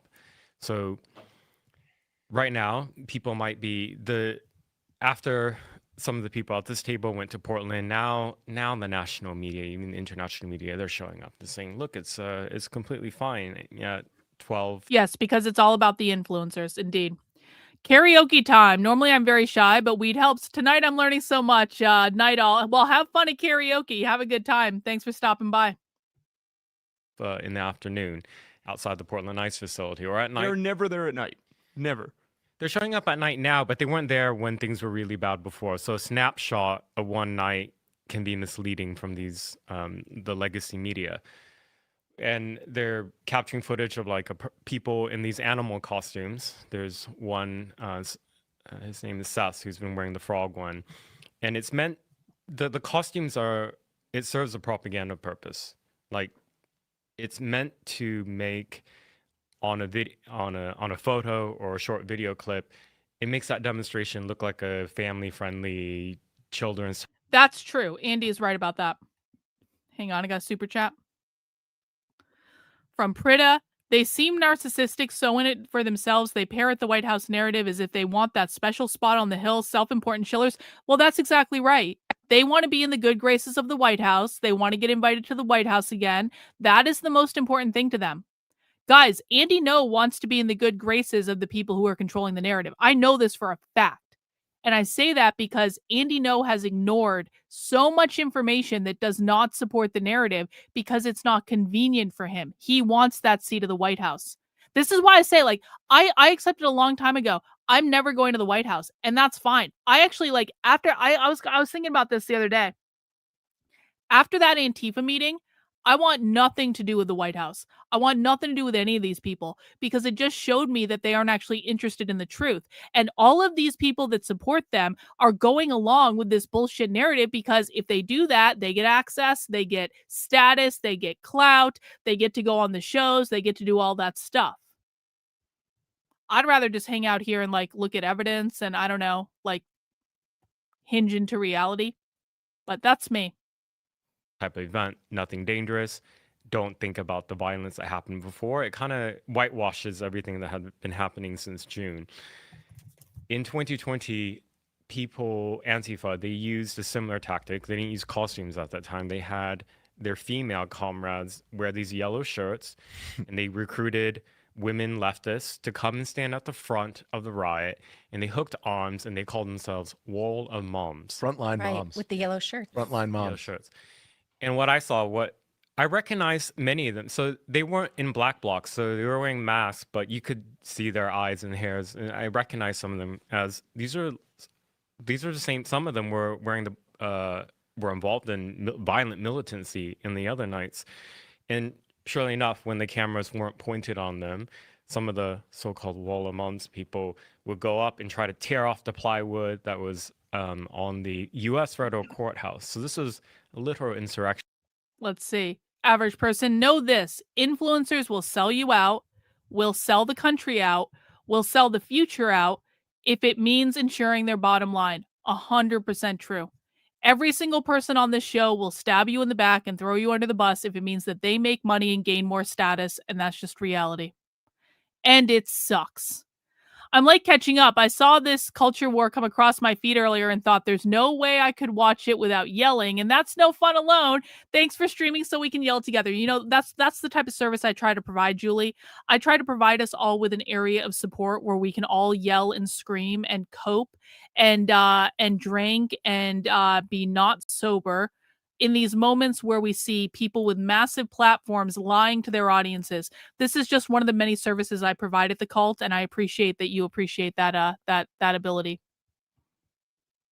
Against the U.S. government, people would throw in explosive devices, bombs, and Molotov cocktails. They try to set the building on fire. It was besieged night after night for an entire month with federal agents inside. Yes, and they had a team. There was also. So the Wall of Moms was at the front. These were the human body shields, and that's where all the cameras would face them. Behind them would be the people in the black bloc who would throw the projectile weapons. And they brought things that were meant to look not very dangerous, like a water bottle. Well, the water bottles were frozen. What do you think happens when that's thrown at somebody's head with force? They had lasers, so it looked like, oh, that's cool, true. a laser light show. No, when you have 50 people directing these lasers at the eyes of an individual officer, you get injuries that can damage the eye permanently. And there were dozens of federal agents whose eyes were injured. And on the laser subject, right now, an Antifa blog in Portland has put out flyers and put out posts online calling for their comrades to try to aim all their lasers at the pilot that flies true. the DHS helicopter over the ICE Are facility. these like the Blackhawks over the? Yes, they're trying to cause a crash, kill people. So they're using some of the tactics they learned before. They don't have as many people, but they have so much experience, and they're emboldened because they weren't held accountable. Yeah, the frontline moms. I mean, Washington Post's, wall of moms inspired by Portland protesters face off intense protest in Portland. It's like that they glorified these frontline moms, and it's like, yeah, you're putting lipstick on a pig, basically. Well, and that's even still something. I remember I was having a conversation with someone in my family who's pretty lefty the other day, and I was saying this Antifa stuff, and I was talking about what was going on at the White House, and she was like, well, isn't it just a bunch of moms? And I was like, no, it's not. You're remembering a headline that was also just fake. Well, they're so lucky that they have the entire media machine backing them up, comedy, entertainment, whatever it may, late night comedy, whatever it may be. They have all of that backing them up. So all they really need is those little movements, right? Those moms or the people in the costumes to use as propaganda. So you can say, oh, well, look, it's like this. So I was talking to Andy on the way over here. And what you'll notice is Democrat politicians, commentators, whatever it may be, are saying, oh, really? I mean, Antifa doesn't seem dangerous. Look, these people are wearing costumes. And it's like, when we're having this conversation, we're talking about 2020. We're talking about 2021. We're talking about over the last 4 years. We're talking about now. Is this guy actually wearing a hat with his initials on it? He's wearing a hat with his initials on it. Like, unironically, he's wearing a hat with his initials on it.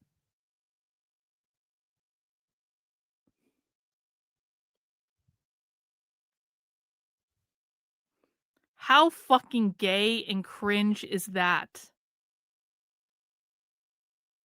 Wearing a hat? Listen, I have my own merch. I'm wearing my own merch right now. My merch is fucking awesome, and it doesn't have my fucking initials on it. Wow. We're talking about 2020. We're talking about 2021. We're talking about over the last 4 years. We're talking about now, right? And it's all of that mixed together that forms our views on these left-wing militants, right? Not just one little photo or one little video of 5 minutes with some guy in a costume dancing in front of police officers, right? Because if the video was just by itself and that was the only thing, you'd probably look at that and you say, yeah, it's kind of funny. Yeah, well, they had this guy that was strategically placed when Kristi Noem was up on the rooftop there at the ICE facility. There was this guy in this chicken costume that was in the middle of the crowd that was outside. And they kept saying, "Oh well, look, there's nothing happening out here. It's really light. There's this isn't a riot or whatever." Well, the reason that there were so few people out there when Kristi Noem was there is because Portland police cleared the block, should do every. Listen, I think there's a difference between having a hat with a logo of a business on it and like a publisher logo. I think there's a difference between having a hat with your like I have shirts and stuff with my plague doctors. Like, I have a ton of merch with Plague Doctors because Plague Doctors are my logo and they're fucking awesome, okay? There's a difference between having a piece of merch with a business logo on it and having a piece of merch with your own initials on it. Like, I think those are two very different things. I would never make a piece of merch with my own fucking initials, but I'll make a piece of merch with a really cool Plague Doctor on it that everyone wants to wear. That's much more badass. There we go.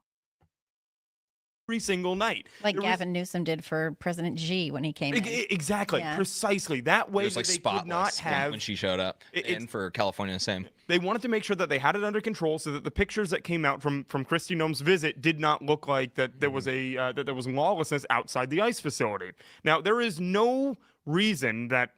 this was the proposal that DHS made, which doesn't seem that it's too far out there. Just... give them a place where they can protest. They're not saying that you can't protest. They're just saying you can't protest in the middle of the street and block our agents and hampered deportations. Like, we can give you a zone over here where you can protest, not in the middle of the street. I mean, Portland police could do that very, very easily if they actually wanted to, and that would solve most of these problems, but they don't want to. That's interesting. That's like during the Biden administration, you had all of this nonsense about, and even before, free speech zones on college campuses. And conservatives were like shunted into these little corners of campuses where they could talk about, things like pro-life and all kinds of other stuff. But they're not willing to put protesters who are violently attacking law enforcement. Like, you can have part of the block. You can't have the whole block. Right. But a bunch of things were just mentioned, and I want to talk about them. So you're talking about how mainstream media, for the most part, you brought up the Washington Post in 2020. There's been a lot of that even this summer. This has been glossed over. We saw CNN's Aaron Burnett, I forget. What do you call, I don't know, man. Maybe it's just me. But when a problem has been going on since January, and people like Andy No say, this problem started in June, it kind of seems to me like Andy No and all of his friends are glossing over the fact that Antifa has been attacking ICE facilities since January. What do you like? Are they seriously going to say the mainstream media just doesn't report on this? They don't fucking report on it either. They don't report on it, and then they lie about it, and then they pretend it doesn't happen, and they cherry pick evidence that's convenient, and they ignore evidence that's not convenient. They're doing exactly the same thing they're complaining about the mainstream media doing. Hang on, got a super chat. Tim Pool's culture war is completely brain dead. So true, Chris Baker. So true. So true. Thank you. Yeah, Burnett, just on Wednesday night after the roundtable, which was so compelling, she went on air and she started talking about how Antifa wasn't even real because they don't have a visible leadership structure. She's expecting someone to get out there and be like, I'm Antifa, we're going to go protest DHS. And that's, not what happens. You know why they don't have a centralized leadership structure? It's because they've learned, these are far less violent extremists who've learned from the mistakes from the Weather Underground, Black Liberation Army, and other communist terrorist groups in the 60s and 70s, which young people today have no idea even existed, that for a period of time in America, there were terror cells carrying out Well, it actually goes back to the McCarthy era, but Andy is more or less correct about this. bombings, killings, jailbreak-ins, shooting people dead, manufacturing bombs at home and exploding buildings. And these were centralized groups. Exploding the Capitol. They set off a bomb in the Capitol. So many terror attacks that people just aren't aware of that were done by the left just two generations ago. So learning from those mistakes, the militants today say we cannot organize in that type of way. It's too easy to you take out like a leader or several key figures, and then the whole group basically kind of falls apart. Now they Antifa organize in a decentralized way, autonomously. And I bring up the example of radical Islam. No, wrong, more wrong. aware of it. It's been around terrorism. We just went off the rails. The minute that we hit radical Islam is the minute that we've gone off the rails. That is anytime, guys, I'm not saying I like Islam. I'm not saying that people shouldn't be concerned on some level about Islam. Islam is a completely separate issue, though. But what conservative influencers like to do is they like to conflate Antifa and Islam because it riles up the base. All the conservatives go, ah! Anytime Islam is brought up. So that's why Andy knows doing it. He's saying, it's just like Islam. No, it's not, Andy. No, it's not. It is a completely separate issue, you fucking grifter. It's been around longer in that regard. Antifa is an ideology. So when Christopher Wray, former Well, that's very true. When episodes like this happen, would it be beneficial in multiple ways to publish a line-by-line counter? I mean, maybe it would be beneficial, but I don't have the time to do it. I wish I had the time to do it. I don't. My line-by-line counter is the reaction stream that I'm doing right now, where I have alcohol. But I do not have time to sit. I mean, I suppose what I could do is take the transcript from this episode and load it into AI and say, AI, can you write a line-by-line counter based on all the things I said on this episode? That might be worth doing, but I don't have time to do it if I have to do it all by myself. But maybe we can get AI to help us in that regard. The FBI director said that at a hearing several years ago. He was not wrong. When Biden said that during a debate it's not wrong. It's just incomplete. I mean, yes, it's an ideology. Neo-Nazism is an ideology. Fascism is an ideology. There it is. Communism is an ideology. There it What is. matters is They're how Nazis. people organize around that Yeah, okay. ideology, right? And it can manifest in very different ways. Radical Islam can include international terrorist groups like Al-Qaeda, Al-Shabaab, Boko Haram, Yup. ISIS. True, William. Thank you. Where there's leadership, who's at the top. And then it can also be groups. No. Free Palestine stems from Israel stealing their land and kicking them off of it. That's where Free Palestine comes from. It doesn't come from Islam. It comes from Israel. It's like Muslim Brotherhood, who are part of the Islamist ideology as well, and they function as charities in a number of Western countries, nonprofits. And then there are those who consume the extremist propaganda that's online and become a lone wolf, radicalized individual and takes direct action.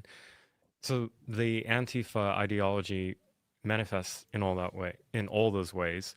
And some of the groups don't even have the name Antifa in it, but they are an Antifa group. For example, going back to 2020, the group that organized the riots in Portland and Seattle was the Youth Liberation Front. They don't have Antifa in the name. They were an Antifa group. So They don't have Antifa in their name. Someone else has been saying that, haven't they, Andy? Say, well, who's the leader of it? Oh, I don't see a registered entity. It's like, that's the point. That's why they organize in that way, so that they can just fade into the back and say there's no organized structure, so that they can continue carrying out acts of organization. Palestine absolutely owned the land. Israel absolutely took the land. If you go back and you look at old maps, there is an entire fucking country called Palestine. Anyone who thinks, Ruth, that the Palestinians did not own that land does not know history and has probably been listening to too much Zionist-funded conservative media. So I beg you, please go find a fucking encyclopedia or a dictionary from before 1948, and it will probably have a map of fucking Palestine in it. Go look at older reference material. Stop listening to whoever you're listening to that's telling you they never own the land, because that is a fucking Zionist-funded narrative that is not real at all. Violence. Just look at the footage of the riots. That's extremely organized. They have sources of funding through crowdfunding. They're supported through mutual aid groups, so-called mutual aid groups. That give them Mutual aid! Food, bail support, Rare lucid moment. So access to pro bono lawyers, and a lot of those organizations get funding either at the federal level or at the state level. No. So taxpayers. No, and we went off the rails. We started strong. We started strong. Andy was like, Antifa is funded by mutual aid. And then he took a fucking left-hand turn and he said, and mutual aid is funded by the taxpayer. No, we were so close, Andy. We were so close to a nugget of truth there. We were so close. Andy, do you have any primary source evidence to back up your claim that the mutual aid groups funding Antifa are funded by the taxpayer? Because I've read that White House report. I did a whole fucking analysis of that White House report that you idiots were talking about in that Antifa meeting the other day, and there is no evidence. There's no Antifa groups in that report. There's literally no evidence. There is nothing. Let's just hear him do that again. Guys, they're funded by mutual aid, but that's funded by the taxpayer. No, it's not. That's not true. You have no evidence of that. You're making it up because it's the White House narrative. Not a Panda says the Balfour Declaration in 1917. I'm not talking about that right now, but thank you, Not a Panda. I appreciate that. It's like, that's the point. That's why they organize in that way, so that they can just fade into the back and say there's no organized structure, so that they can continue carrying out acts of organized violence. Just look at the footage of the riots. That's extremely organized. They have sources of funding through crowdfunding. They're supported through mutual aid groups, Bing. so-called mutual aid groups So-called, that give them okay. food, bail support, True. so access to pro bono lawyers. True. And a lot of those organizations get funding either at the federal level or at the state level. Nope, wrong. No, wrong. And that's where we went off the rails. And Andy has absolutely no evidence to back up what he just said. And I know that because I literally read the White House report on this, and there is no fucking evidence. Taxpayers are funding Antifa. I keep bringing that up. Also, the rioters wrong. are encouraged to get arrested, actually trained and encouraged to get arrested. And the That's reason true. for that is so that they can become party to mass lawsuits against police departments in cities for huge settlements and in liberal. Well, I'm glad you asked, Matt. I'm glad you asked, since you seem to be the doubter in the chat. Hey, Matt, guess what? I've got an article for you. Bro. Who funds the National Lawyers Guild? Not George Soros. Not George Soros at all. Do you know how I know it's not George Soros that funds the National Lawyers Guild? Because I did a whole analysis of the White House's own fucking report. If you go to my website, Karlyn, KARLYN.substack.com, you will find this article very recently. It is titled, "The White House is Lying to You About Antifa's Funding." In this article, I do a very quick analysis. Oh shit, hang on, messed up my screen. So I was trying to make this bigger. In this article, you will find a very quick analysis that I did of this report. This is the report that the White House is citing. You can go and read it. It's public on the internet. You can find the PDF on the website. In this report, if we go to the report and let's just download the PDF, this is the actual PDF of the report. National Lawyers. Here it is. You want to know where the National Lawyers Guild is getting their funding? In this White House report, the only funding that the National Lawyers Guild has received wasn't even directly from the Open Society Foundation. It was a $25,000 grant in 2017 that came from a separate organization that was connected to the Open Society Foundation. And the way they were connected to that organization was a part-time organizer worked with the National Lawyers Guild that also worked for that separate organization. So let me ask you this, Matt. Do you think that $25,000 in 2017 is enough to fund every single Antifa lawsuit for 8 years? Because I don't think so. I don't think so at all. And I think the evidence that it actually came because of any sort of Soros connection is dubious at best, since it seems to be a part-time person worked for this organization and also for this organization at the same time. This is the White House's own report.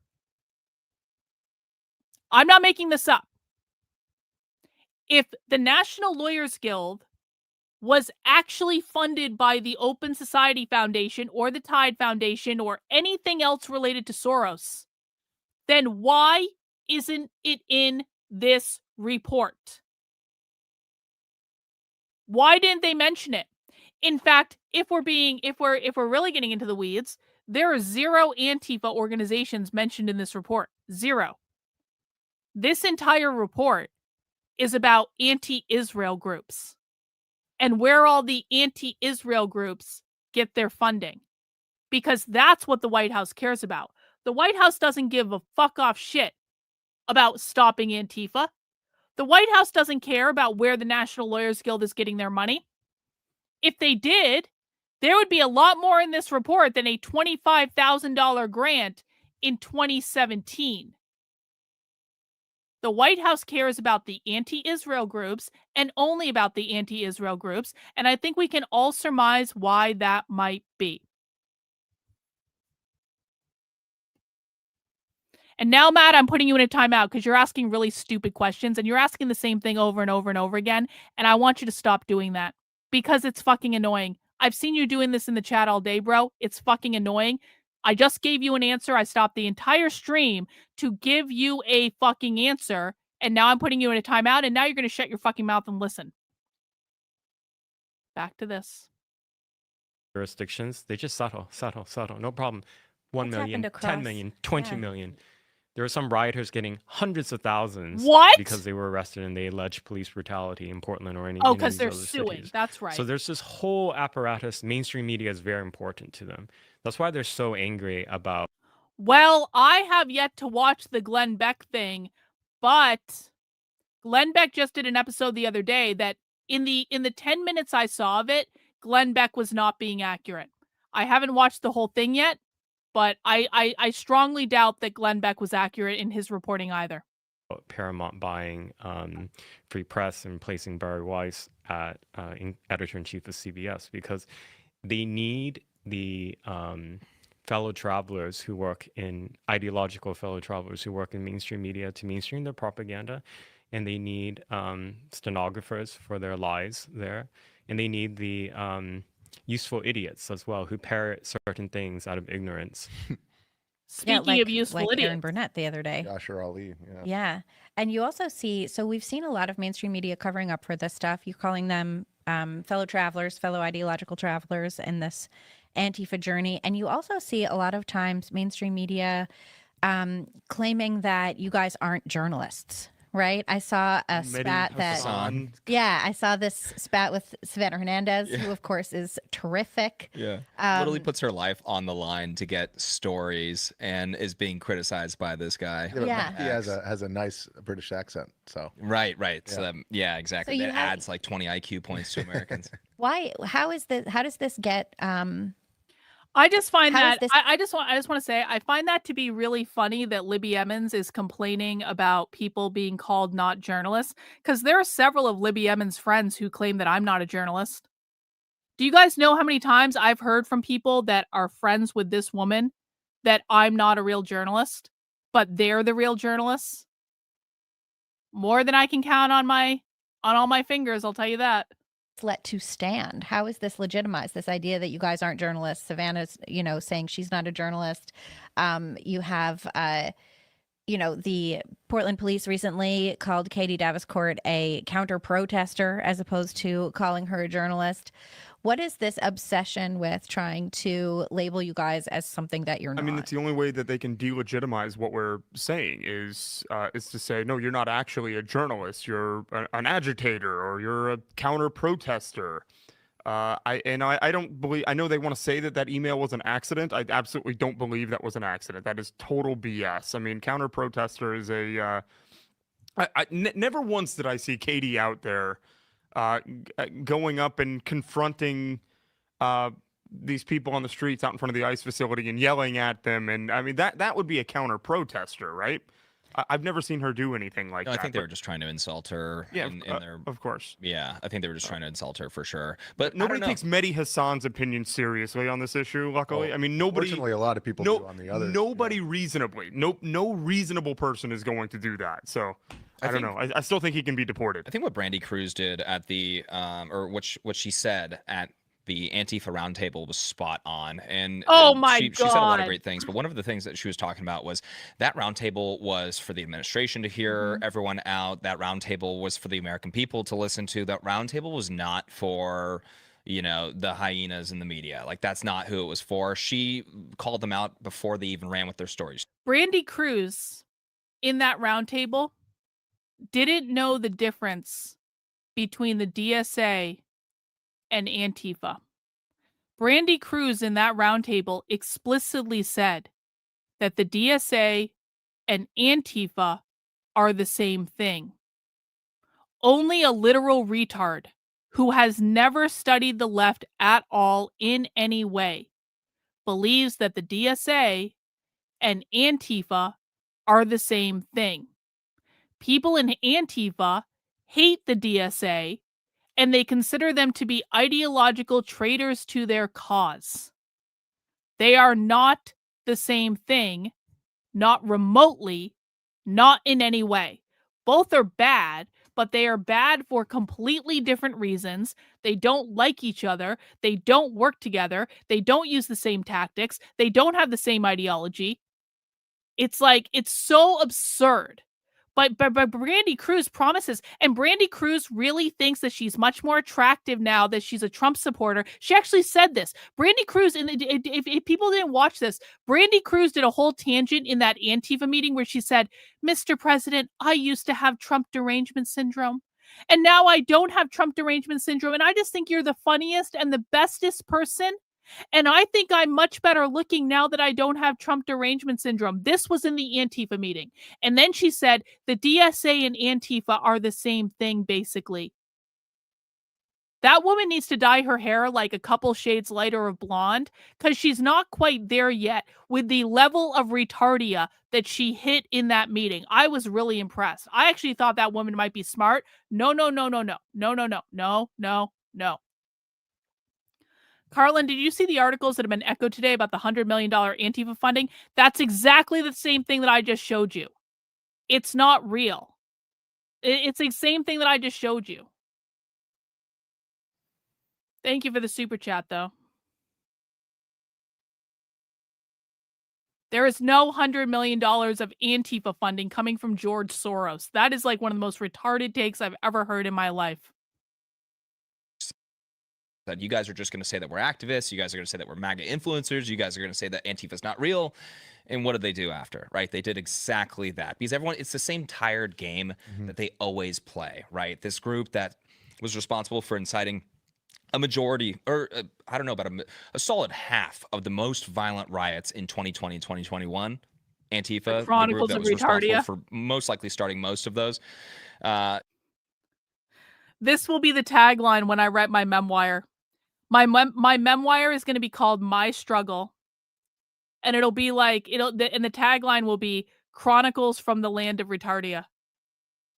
I think that's it. I think we have peaked at the book title. My Struggle, Chronicles of the Land of Retardia. Volume 1. The early years. You know, you're talking what, billions of dollars of damage to communities all over the country. You're talking about thousands of officer casualties. You're talking about, I mean, geez, dozens of people dying because of those riots. So, I mean, to keep running with the idea that, oh, it's just an ideology. Oh, it's just that's all it is. And there's no other physical activity attached to it. That's all it is. Like, I'm Antifa. You'll see people saying that, right? Because for some reason they think that means that there's nothing happening on the ground. You'll It's see the same a lot game of that that, they want people to play. saying I'm Antifa. You'll see right? that, yeah, because they're trying to take away from the actual militants on the ground that are committing the violence and all that stuff, right? So we were talking about the media a little bit, and I got this email it'll be a yesterday that I trilogy. sent to the Yeah, little, exactly. Antifa. What is it called? Antifa fever dream? I don't know, some sort of group chat that we group have. chat. Yeah. And so I got this. I believe it was the Oregonian that sent this email. Just it seemed really bitter about the fact that we had brought a national spotlight to the story, and they've been spending how long now trying to shut the whole thing down, pretending like, hey, it's a peaceful dance party in the street. Who are these people? What are they trying to accomplish? This Oregonian, I think Oregon Live. I mean, there are multiple local outlets. What do you know about that? Well, the Oregonian / Oregon Live is a paper of record in Portland. They're meant to be the main liberal establishment paper. They have the most resources. Can I discuss the? Yeah, absolutely. Okay, so a reporter reached out to you, and the second half of the email of the media inquiries was about how, in that person's opinion, you didn't follow Society Professional Journalist guidelines on the content. Oh that no, you put out. you don't follow Which is Society not- Professional Journalists. It's not Oh her no. role to do that. Yeah. She's not your editor. She's not your boss. So it was meant to just be condescending and rude. And did you post it publicly yet? No, I haven't, but I should. Was getting kicked in the ditch, was that on the record? Did you ask him if that was on the record? So, I experienced 6 years ago the delegitimization after I was beaten. Actually, there was a whole big in the media, liberal media, those who. Average person says, I hate Antifa, but I can't help having respect for them. The influencers make my blood boil. You know, listen, man, I don't like Antifa, obviously. I would like Antifa to be wiped off the face of the map. I would like all of them to be arrested. However, you have to give Antifa credit in that they actually have values that they believe in, that they are willing to fight and die for, that they go out every single day to try to plot and plan to enact their values. They fight for what they want. They don't give up. They're consistent as hell. They don't take no for an answer. There is something admirable about that. Now, they're going to win and we're all going to starve and it's all going to be really awful. So we don't want them to win because that would suck. But like, there's something admirable about the fight, that like an actual fight, not this bullshit fucking narrative sideshow, like dramatized fight that these people do, but like an actual fight. It is noble to have an ideal that you would fight and die for, even if it's bad.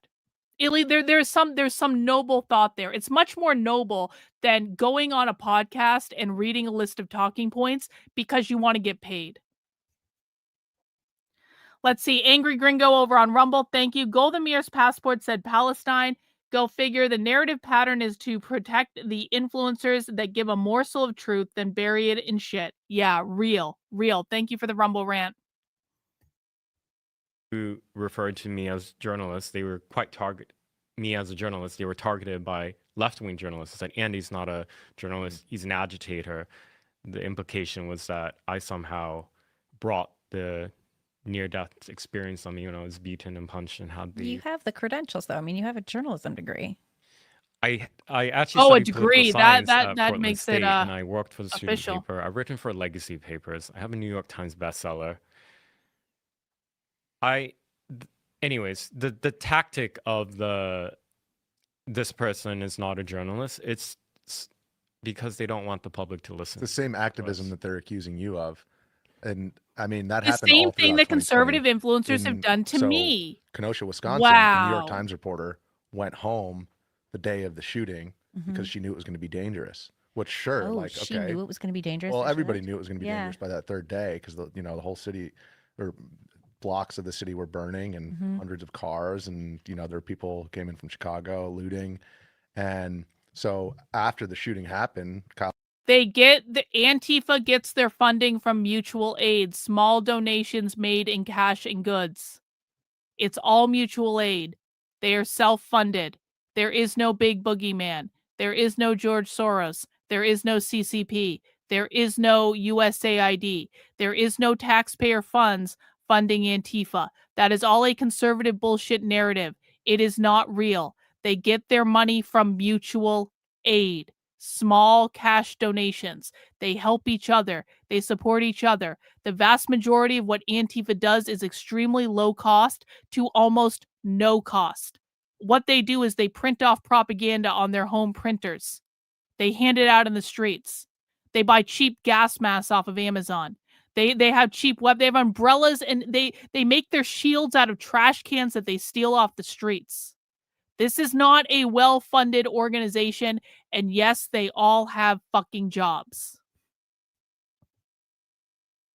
Rittenhouse shot Joseph Rosenbaum right in front of me. New York Times, I spoke with their forensics guy, that guy named Christian Tribart, and he was trying to piece things together. I spoke to them for like 4 hours in the days after the shooting, and they relied on my reporting for that. Then after January 6th, the New York Times photographer takes a photograph of me.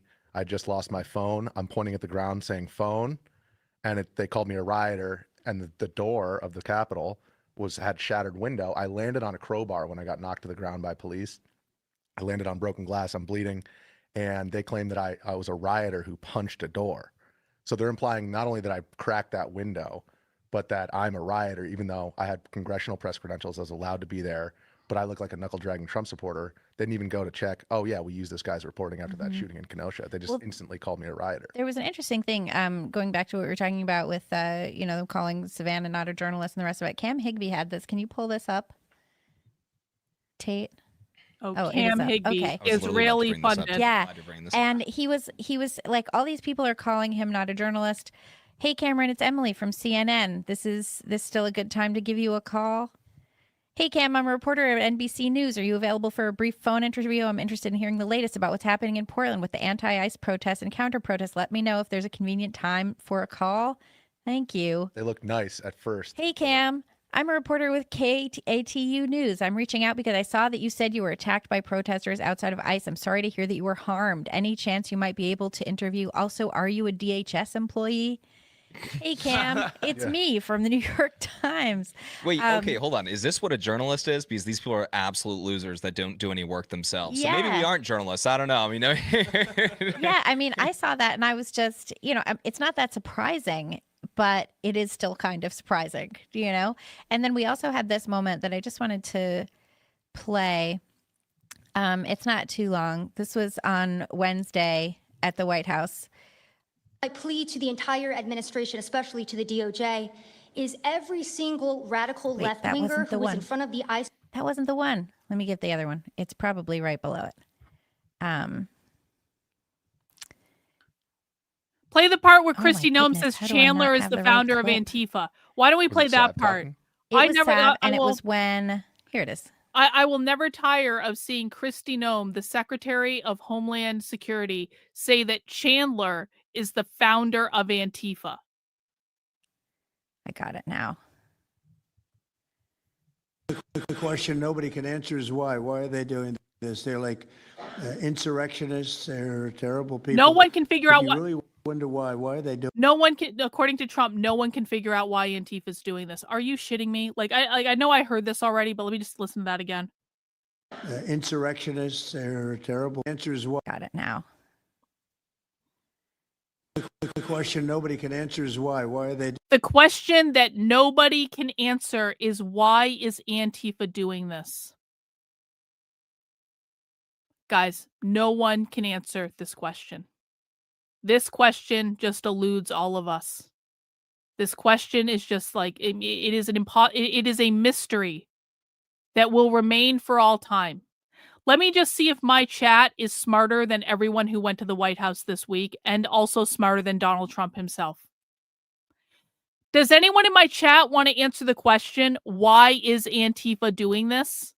Let's see what you guys have to say. According to Donald Trump, this is the greatest mystery of all time. It is a mystery that will never be solved. Why is Antifa doing this? Oh, because they want to overthrow capitalism. They want to overthrow capitalism. Yeah, Duncan would know the answer to this. Duncan on Joe Rogan knew the answer to this. Why? Because they want the violent overthrow of capitalism in the U.S. government. That's why. They want to overthrow private property ownership. They want to get rid of the government. They want to overthrow capitalism. They want to abolish capitalism. They're against capitalism. They want to take over the government. They want to abolish capitalism. That means revolution, bloody, violent revolution. That means abolishing capitalism, overthrowing the government.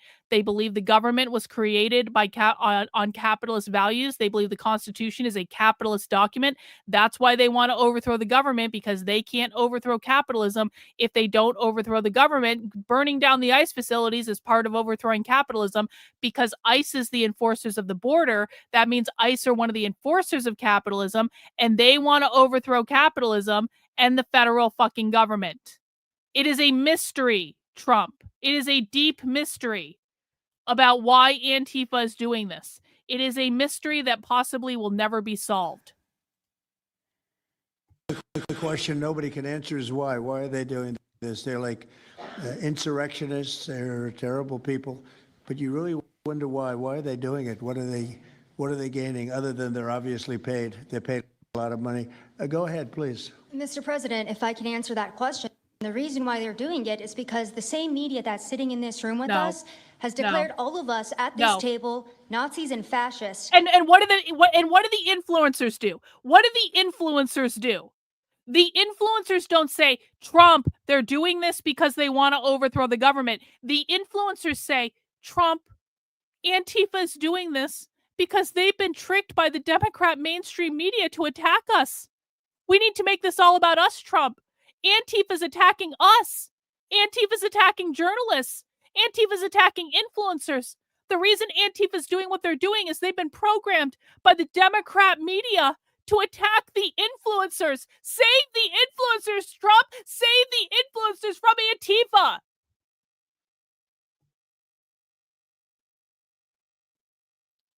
This has been their aim since their founding. Yeah, it's not as though Antifa was literally founded on this premise. Exactly. Save the influencers, Trump. And they've been doing this for years. This is why Antifa feels emboldened to attack us. Now, almost every single person at this table has been threatened with a steel bat. We've been assaulted, we've been harassed, we've been threatened, and that is in huge part due to the media. So my message right now is for you guys. Because 2 years ago, or back in 2020, by the way, I was censored for my reporting on Antifa here in Washington, D.C. The poor We were talking about how influencers. safe it is now, Mr. President. The poor it wasn't so safe back influencers, there guys. then. Back in 2020, I watched as a father was being mobbed and surrounded by Antifa members as his terrified, crying children looked on and the police here did nothing. I watched as a woman had her hair violently ripped out of her skull simply for waving an American flag on the streets of Washington, D.C. And by the way, if you guys try to go and find any of this footage, you won't find any of it because Twitter deleted all of it because our president shared my reporting and they deleted my entire account immediately after. So now, if you want to know what happened in 2020, all you're going to see is the media headlines that said that it was fiery but mostly peaceful. Thanks for that one, CNN. Yeah. Think about the influencers, So guys. this is something Think about the influencers. I thought it was very interesting that the president asked, why is this happening, right? So it was sort of a twofold question. On the one hand, he's asking, why are you guys all getting beaten up for doing reporting? But on the other hand, he was asking, why is Antifa doing this at all? Like, what is the issue? And I think we've talked a little bit about the media and why they're doing it. They're basically handmaidens to this violent. Oh, yeah? Hey, dumb phone. Doesn't it stand to reason that if the Trump administration doesn't do anything about Antifa and just allows them to protest outside of ICE facilities every day for months and months and months and months and months, doesn't it stand to reason that that gives Antifa more power and emboldens them? You guys like to play this game because all you fucking care about is owning the libs. All you fucking care about is making sure you get your crack in at the Democrats. But I can turn this around on you. Karlyn, doesn't it stand to reason that if the Democrat media demonizes the right, that emboldens Antifa? Hey, check this out. Doesn't it stand to reason that if Trump and the federal government don't do anything about the Antifa terrorists that are terrorizing these fucking facilities and the neighborhoods around them, if Trump doesn't do anything about it, doesn't it stand to reason that Trump himself and the Republican Party and all these feckless do-nothing influencers, that they are emboldening Antifa because they're not doing fuck-off shit about it, except whining about the impact of Antifa on influencers? This can turn around and go both ways. Do not fucking complain to me about the Democrat media if you refuse to call out Trump and to call out all of these feckless influencers who are constantly trying to own the libs rather than solve the fucking problem. If you are unwilling to call out Trump, who declared Antifa a terrorist organization over 2 fucking weeks ago and has still done nothing to arrest them. There are literal terrorists running around the streets every day of the week because the Trump administration declared them a terrorist organization and then refused to arrest them. If you're not willing to call them out on their bad behavior, I don't want to hear shit about what you think about the Democrat media. Leftist organization that has so many deep tendrils, I think, in internationally, in organizations, in NGOs, in not-for-profits, in local police departments somehow. But what is it that Antifa is looking for? Like, why are they why is this enemy doing this? What is it that they want? I can answer that. Is it? Is it simply the violent overthrow of the government? Yes, for the ultimate. Can I just say this? Isn't it fascinating?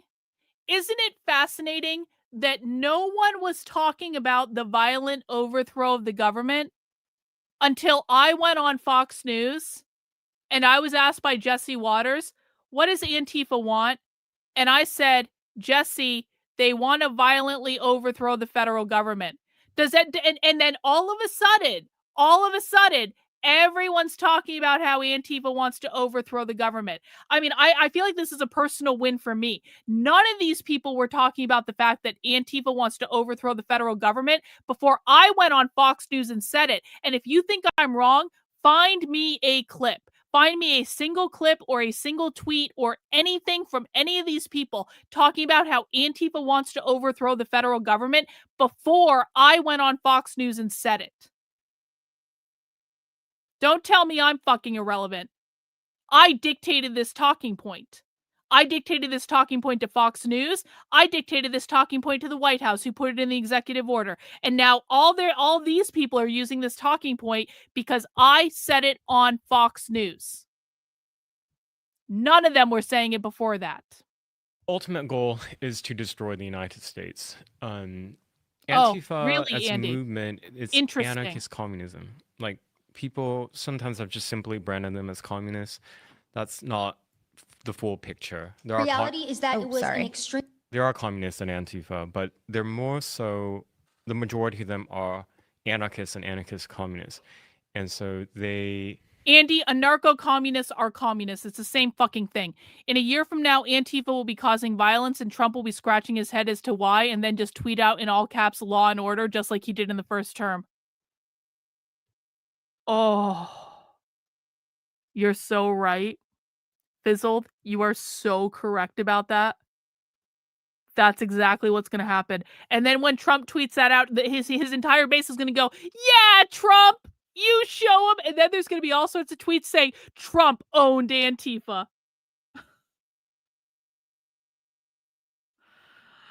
Yeah. I need to put this on a t-shirt. Communists to the left of me, retards to the right. Yep. That's a t-shirt right there. That's a t-shirt. The violence is done essentially out of nihilism. And that's why there's such brutality in it.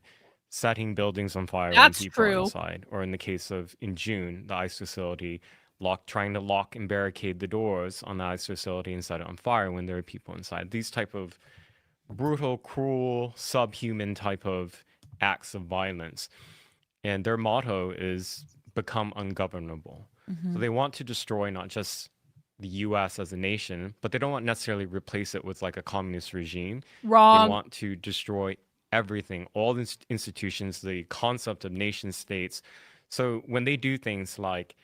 Andy, they believe communism doesn't have borders. Communism has no borders. They want to destroy all country because they don't believe borders should exist because borders denote private property. It's not that they don't want to replace it with a communist regime. They don't want to replace it with a Stalinist regime. That is a different thing. But it is not true they don't want to replace it with communism. They do. They don't believe communism can exist as long as borders exist because borders denote private property ownership. Aid in giving out drug paraphernalia. There's a reason for that. In the homelessness, they believe it's an attack. Mass homelessness they view as an attack on capitalism. It's to Andy said capitalism. You know that the money from the drugs that are Rare, flowing in, lucid that moment. are killing people, helps foreign and international cartel networks. He's better that than keeps James. Listen. Migrants coming in. All that. I might be shitting on Andy No, but I maintain that Andy No does actually know a lot of stuff. Andy No is far superior to James Lindsay. If I had to choose between James Lindsay and Andy No, I'd choose Andy No every day of the week. Andy lies about a lot of stuff and he shills a narrative to make money and maintain his status, but Andy does actually know stuff. Andy has been in the field. Andy's book about Antifa is fucking great. It's a great book. I will never take this away from him. Just because he's a con artist now doesn't mean he was always a con artist, okay? So, on the bar of bad, he's not the worst person in the world. There are many worse people. That's meant to destabilize the US. They know they don't have the tanks or the type of weapons that can compete with the US military. So their goals are attacking infrastructure and playing a very long game. And they've had a lot of success. I mean, 2016 was quite a big turning point. Antifa in the US have existed for a few decades. They became Longer than mainstream that. in 2016 because the media and why the mainstream media is so important to them. Mainstream their message. Andy, they became mainstream in the 80s with the ACT UP movement. They became mainstream long before 2016. You just weren't paying attention. America had elected a fascist. We need to resist. We need to fight back by any means necessary. And you see in that last 9 years how Democrats and liberals in the mainstream have become much, much more open and tolerant to political violence. Just think of their reactions every time that we've seen killings of individuals on the right or attempted killings. It's been celebrations and encouragements for more, and they make heroes out of those who have done the killings. Do they want to replace it with anything?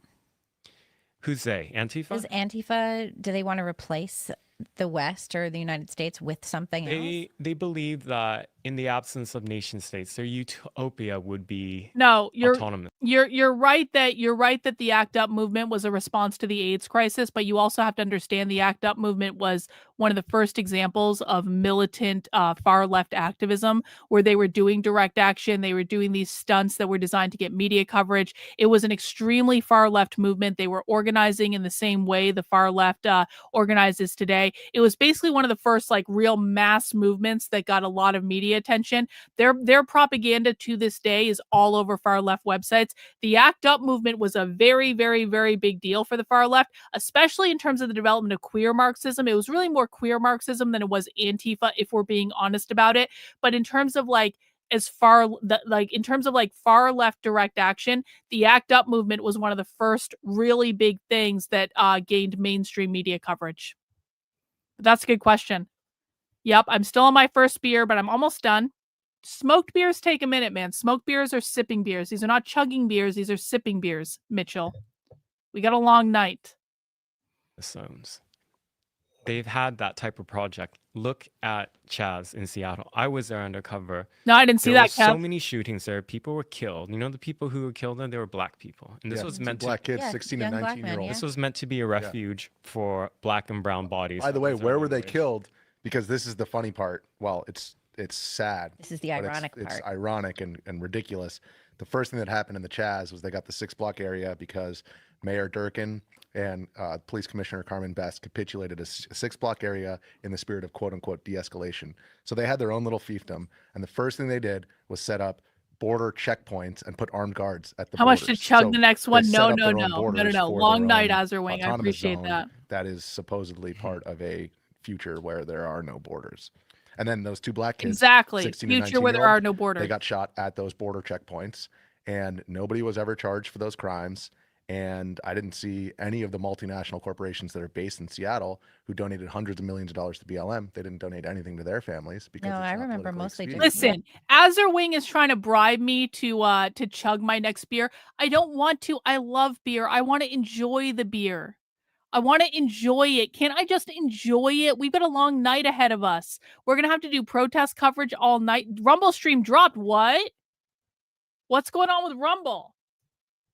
I'll look into that. I don't know what's going on. It says I'm still live on Rumble. What are you talking about? I'm looking at the Rumble stream right now. Ray, I'm looking at the Rumble stream right now. It's still live. What are you talking about? Just reload. Hang on, I'm getting some stupid ad. Oh my god, Rumble ads are so bad. Oh, that's weird. The Rumble stream is restarting now? What the fuck? Okay, Rumble, I'm gonna hook you up. Hang on. Okay, Rumble, don't worry about it. I'm gonna start a new stream. It says it's still live streaming, but you're right. The Rumble stream did drop. So let me just set up a new Rumble stream real quick. I'll let this play while I do that. Sorry, Rumble. I don't know what's going on, but I'm gonna fix this for you. I'm starting a new stream. Yeah, seeing a grieving father on the news. And that trying to get dad actually caught a bullet like 2 years later. He didn't die, but he That's got, insane. He was shot as well. Yeah. That's awful. Correct me if I'm wrong, but wasn't there also an issue with, because it was they set up communes, right, where you could go and get food and stuff, but they would continue to get raided by homeless people, and you know they'd Oh, take they set all up the their food little away? mutual aid. No mutual cop aid co-op. kitchens? No cop co-op. Was it the mutual aid kitchens? Yeah. Stuff? There's a really dark side to this homeless outreach where Why are we Antifa will talking about give homeless food and outreach? We should be supplies. talking about Antifa. It's not just to I be thought we were talking about charitable. Antifa. In the context of the riots, these encampments where the food is provided to homeless people, they groom the homeless people to become rioters. And if you look through some of True. the exhibits that's in the ongoing lawsuit right now That's by the true, state actually. of Oregon, the city of Portland against the All US right, government Rumble, you and the should Trump be back pretty administration soon. to Hang block, on. troops from being used for federalized service in the state of Oregon. One of the exhibits included, I don't know if it was on accident, there were hundreds of pages of things. It was a write-up from the Portland police, and it described how a older homeless man at the ICE facility in the summer went up and told the officers there, can you please just let me shake this because I'm being threatened to do it by the Antifa and the mob. So it's like riot ribs. Riot ribs raised hundreds of thousands of dollars in the summer of 2020, and they're just, you'd see the tents that were allowed to basically be set up right across the street from the federal courthouse. The city was allowing these tents to stay there, and you could see the shields, the wooden shields outside of the tents. So these people who were homeless were actively participating in the It attracted vagrants. Another thing why Antifa particularly target the vagrants to be rioters is because Rumble, if they I'm get live arrested, again. they If you get want to go charged, back over there. prosecuted. Sorry about that. It's I of don't know no what happened. consequence to the actual network. This is like just riffraff. So in 2020, when the courthouse was besieged in downtown, they were giving out explosives to like teens and youths and homeless people and inciting them to throw it out the building. There was one. Hang on, I got a super chat. Transparency Project. I told Veli I'd like to go catch a case in Portland, and he said the point is not to catch a case. Okay, but no one's fighting Antifa. Well, I mean, what are you going to accomplish by catching a case, though? It's like, I don't know, man. Appreciate the super chat though. No, I'm pacing myself, Azerwing. I'm pacing myself. Rumble marked it as private. What the fuck is going on?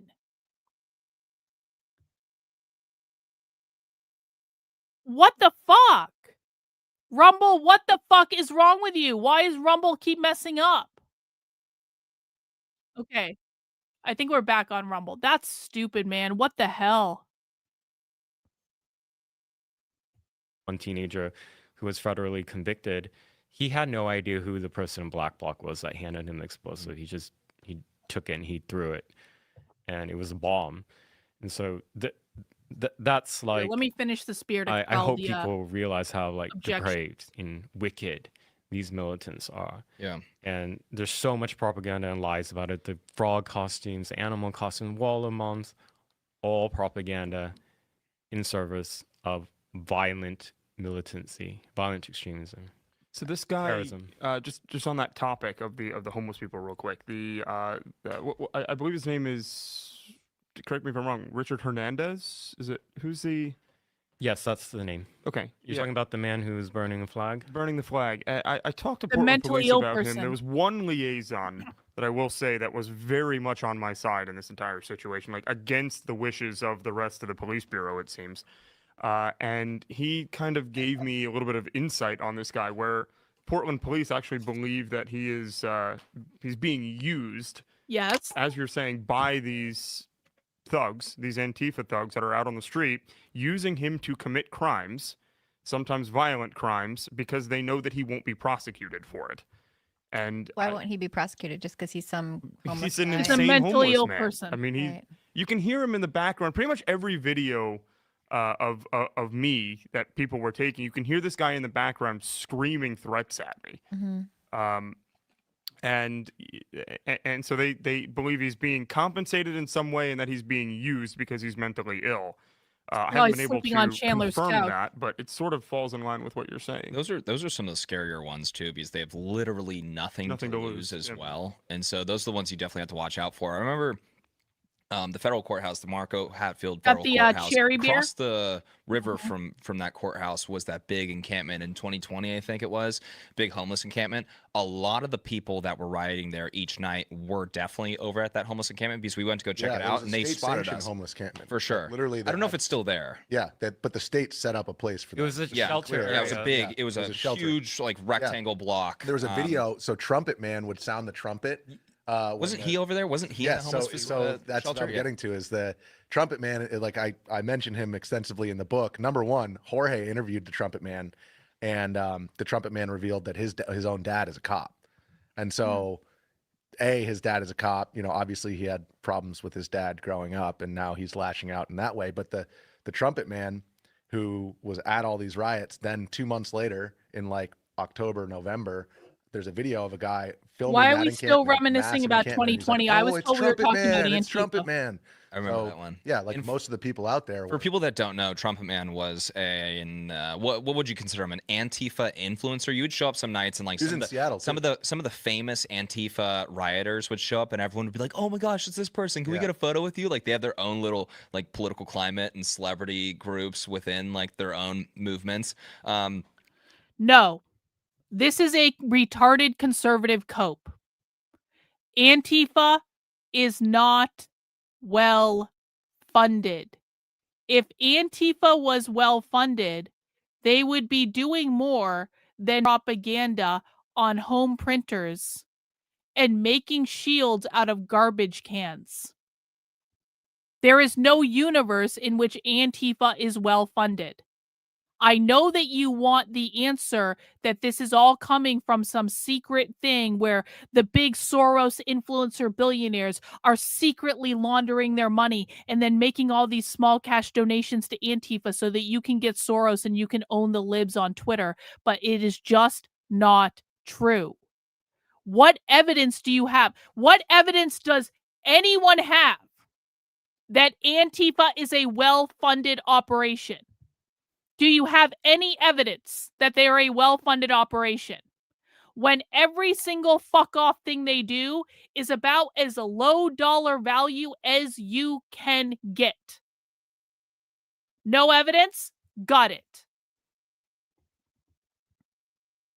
Conservatives are like, but if I believe in Jesus hard enough, can Jesus open the sky and rain down Soros cash on Antifa? And that's probably how Antifa is funded, is that the clouds parted and George Soros sent all his cash down from the sky because that way it would be untraceable, right? Because we know Antifa is funded by George Soros, so maybe George Soros sent a plane to fly over Seattle and then they opened the back of the plane and they just pushed all this cash out into the homeless encampment in Seattle. And maybe that's how George Soros got all of his money to Antifa.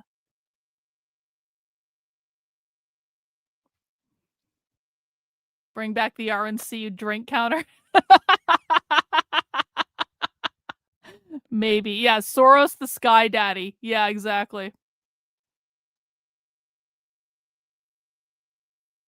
I was going to say, outside of the ICE detention facility the other day when I was there, I was talking to a few of the... This was Portland? Yeah, this is Portland. I was talking to a few of the people that they're setting up. They have like a little camp on the sidewalk. They just basically took over public property and it's theirs for some reason. And a handful of them are sleeping there. And so I'd ask them what they're doing for work or if they are working or anything like that. And at least the couple that I was talking to, they were noticeably mentally ill, perhaps drug addicts. I'm not exactly sure. But the girl that I think it was a girl that I was talking to, she was saying that no, she lives on the street. She sleeps there, and that's what she does. Chandler, and so a lot of these people the final still boss, fully are funded. homeless that are there at their encampment. Chandler can barely afford to pay his rent. Chandler, the founder of Antifa, the final boss of Antifa, according to Kristi Noem, Chandler can barely afford to pay his rent. But I'm sure Chandler is getting big checks from George Soros. They're totally funded by Soros. Yeah, sure, definitely. Makes total sense. Outside of the ICE detention Chandler facility in Soros, Portland. Exactly. Yeah. Yeah, I mean, you've seen what happens when you try to walk down that sidewalk that they've claimed is theirs. We should get Veli to go ask Chandler if he's funded by. Has Veli ever asked Chandler if he's funded by George Soros? I bet Veli probably has. There's probably some video on Veli's YouTube channel where he's actually confronted Chandler about him and asked him about his big Soros money, and Chandler's like, "What the fuck are you talking about?" I watched what happened to you. They were a little bit better with me, but they didn't know who I was at all. And it was during the. Did you try it at nighttime? Yes. Okay, nighttime they're much more territorial over the property that they've annexed. Daytime, I was kind of going in there with the camera, checking out what they had and asking questions. But they were telling me like, oh yeah, the school, there's elementary school right next to us that they set up shop at. That's what that property is, I believe. That's what I was told. They ended up leaving because of the constant rioting. The property next to it apparently isn't renewing their lease because of the constant rioting. The apparently low income apartments across the street, I was told it's at like 35%. That's correct. Occupancy.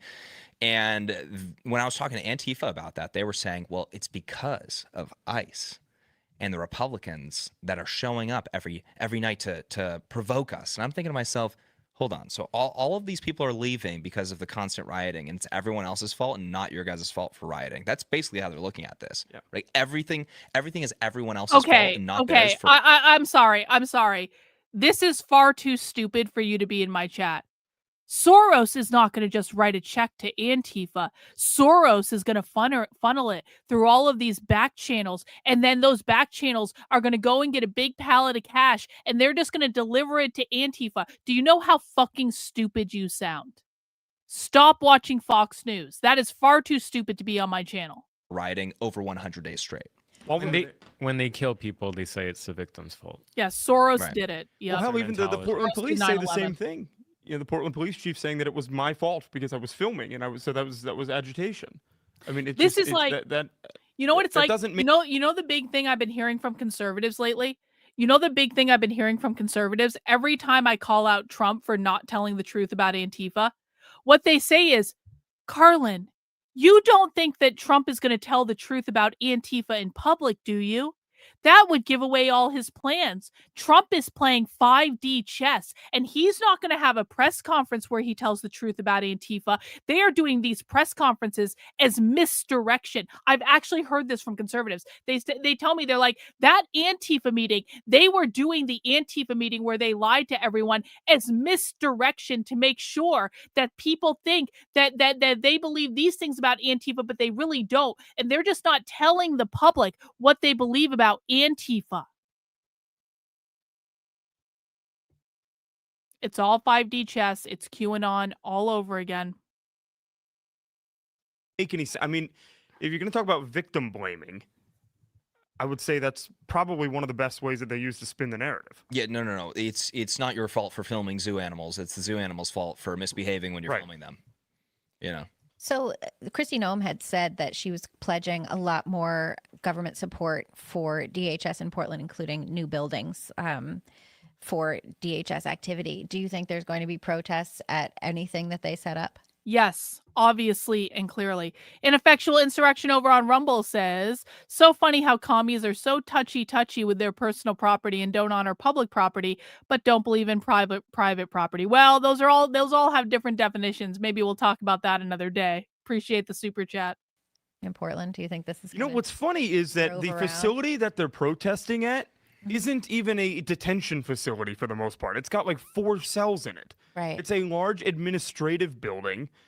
The actual ICE facility isn't there. They're not. A lot of these people don't know that. If you walk up to them and tell them that, they'll be like, "Huh? Really?" Yeah. So they're also just in the wrong place. They're in the wrong place. Well, if they are getting new properties and they're expanding, first of all, they can spread that throughout the city. It's very difficult for all of these groups to be so activated that they're showing up to all of those properties, all of those facilities, and having big numbers every night. Yeah, it's very difficult. Unless something big happens and it's in the news, then you get a push, right? You get people energized. And they don't so much have that aside from just the stories that come out. And usually it's just some hoax that comes out about deportations. Oh, well, they're handcuffing babies at night. And you're like, dude, that was the stupidest thing. By the way, Karlyn, please say effect. Yeah, the dad's literally a cop. And they were screaming at it in megaphones up to the rooftop, and so the rest of the crowd is like, "Oh my God, really? They're handcuffing babies in the middle of." Why are you making me say effect in Effectual Insurrection? What are you doing? Effect. I don't know what you're doing. Okay. No, Mayo, it's magic thinking, connecting the dots that don't exist. So true. So true. Matt, thanks for the timeout. I really do appreciate your content. I'm just learning. Have mercy on me. Hey, you know what, man? I give you a timeout for a reason. At least you're participating. You're asking questions. I just want your questions to be smarter, Matt. Listen, I believe in you. I think you can learn this stuff. I think you can ask better questions. I just want you to do that. We're going to help you do that. It's all good, bro. Tolkien fan, conservatives, please stop with the Soros boogeyman complex. It isn't based in reality. You've been lied to. Just stop in the name of all things holy. Stop. Yeah. Conservatives, you know, right? You're actually pushing many of us to support the left over you because of this stupid talking point. At this point, I'm like, conservatives deserve to lose. They deserve to lose. They worry, they complain about things that don't matter all the time. They make up these crazy conspiracy theories all the time. They refuse to hinge into reality. Conservatives, do you understand that you're constant harping on Soros, and these bullshit narratives that we can disprove with evidence? Do you realize this turns all of us against you? Our allegiance is to the truth, not to your fucking Fox News narrative. Tommy the undefeated, bail for a year. Yup, Tommy. Hopefully, I heard Tommy got out of prison, so hopefully that's true. Hopefully that is true. We got one more super chat. She is not merciful. Well, I can be merciful sometimes. Every once in a while. the night. So it's stuff like that that's getting them motivated to show up. When I'm talking to the people outside, just like everyday people that are showing, not even the Antifa, but just everyday leftists that are showing up at the ICE detention facility in Portland, they would be giving that reason as a reason for showing up and you know, showing their solidarity, right? It's like every single reason that they show up to protest ICE is a hoax. So these are the leftists who are energized by. Karlyn, do you really expect that the Trump administration isn't going to lie to the American people? Karlyn, do you really expect that the influencers and the journalists and the pundits are going to tell the American people the truth? You know, George Soros is an easy story. It makes people angry. It makes people donate money. Why on earth would Trump and the conservative influencers and the journalists tell the American people the truth when they could instead tell them a convenient story that allows them to make money? Karlyn, you're just being unreasonable when you expect the president of the United States and people that have put themselves in a position to inform the public. It is unreasonable to expect them to tell the truth, Karlyn. Soros is too good of a narrative, Karlyn. They can't give up the narrative. They have to tell the narrative because it makes them money. Don't you understand? They need the money, Karlyn. The money is more important than telling the American people the truth. Do you know how fucking stupid that sounds? Do you have any idea how fucking stupid that sounds? You want to excuse Trump and everyone around him from lying? You want the American people to be completely misinformed because there's a good narrative and they have an obligation to use it? Get the fuck off my channel and go back to Fox News. You're not smart enough to be here. If you think Soros gives a flying fuck about Antifa, I feel like there should have been more to that Transparency Project, but I appreciate it. No, Soros doesn't care about Antifa. That's true. The comments from conservatives in the comments section of right-wing articles and on X are worse than in the chat. Oh, I know. It's bad, man. The struggle is real. Fake news headlines show up to basically support Antifa. I may be misquoting, but I seem to remember Che Guevara saying that he would not have been able to do what he did without community support. You're talking about some. He was a communist, you dumb bitch. About this, people leaving the apartment buildings. I know Katie did some work over the summer. She talked to a woman who essentially sued to try and get the riots to stop. She did sue. Yeah, she did sue. It went to trial. And she lost, right? The judge sided with the Portland police in the city that there was no legal requirement for the Portland police to respond. Right. So what are the conditions that are making Portland a comfy place for Antifa to do this? And is that spreading in other parts of the country? We saw Savannah Hernandez did a bunch of work. The answer is that socialists own the city council in Portland because socialists are the majority of the elected city council in Portland. Let's see if anyone actually knows the answer to that. Libby Emmons just said, what is it about Portland that makes it possible for them to do this? The answer is Portland has a majority of their own city council elected as socialists. They control the city. Let's see if anyone gives that answer. Was it over the summer? I don't remember exactly when it was, but in Brooklyn, showing people putting a stop to traffic in order to like just cars on the road in some Yeah. sort of Real Shelley. anti-immigration Thank you. protest, and then completely being like, "Oh no, you have to get to work. That's too bad for you." Anti-ICE protest. Anti-ICE protests. Yeah, we saw in Chicago just recently, people rammed their car into DHS agents, and some of these people were illegal immigrants and affiliated with, drug cartels. What are the conditions on the ground that are? And in 2020, also, we saw a groundswell of support from local communities where, Antifa would go in, BLM would go in and stage all of these protests, and then you'd have, a bunch of teenagers start marching around Seattle. You had all of this support. How are they getting this groundswell of support? Do you anticipate something like that, like what we saw in 2020 for this anti-immigration, anti-ICE stuff coming? And how are they able to secure that support where they do have it? I can speak to this. So I'm from Portland originally, and Portland is an example of what happens when a city, county, and state is completely dominated by Democrats. Yep. So keep going. They control everything, all Yep. institutions, government, control the purse, the money as well. And even on institutions that are meant to be or required to be apolitical, like prosecutors, police, they get pressure to become politicized. They get rewarded for being politicized in the right way. So in 2020, going back to that, Again, I'm very sorry. This is the second time you've advocated for the president of the United States to lie in my chat. You are not on my side. I want to be very clear about this. We are not on the same team. You are literally making excuses for the president of the United States to lie to the American people. We are not on the same team. I am not on your side, bro. Not at all. So much so that now you've said two really stupid things in my chat, so I'm permanently banning you. Goodbye. We do not I do not accept the president of the United States has to lie because the narrative is just too good. Go back to Fox News. Into power in August 2020 during the riots at its height. Immediately, he was very progressive. He immediately announced that week he wasn't going to prosecute a whole list of riot-related crimes. And that gave essentially permission to the rioters to do whatever the hell we want. And they did. Mm-hmm. Police did make arrests. The Portland police at that time, they were using things like tear gas and such, making mass arrests sometimes. By the end of the 120 nights of rioting, there were almost 1,000 arrest cases. Well, that goes to the DA's office, and DA's office stamped no complaint, no complaint, no complaint, which means that they're dropping the case. They did that to 90% of the cases. And it's not just a DA at that time who's to blame.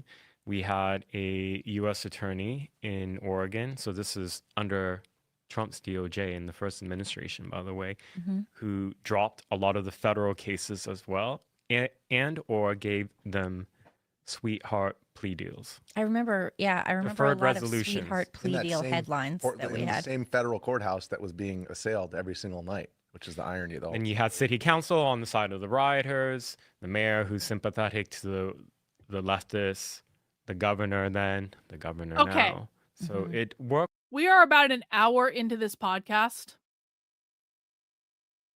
I don't know if I want to watch anymore because they're not talking about Antifa. Do you guys instead, I will do a poll in the chat. Hey, thanks, Azar winning. If Trump is lying, it's because he knows conservatives would flip their shit if they found out how much he screws this up. That's very true. I want to give you guys a choice. I'm going to put a poll in the chat. Hang on. Let me write the poll. One sec.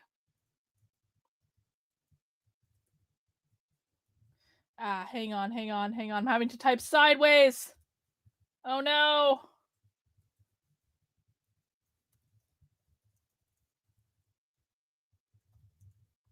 Okay. We have two options. We can continue with this. We've watched the first hour. We can continue. We can keep watching this.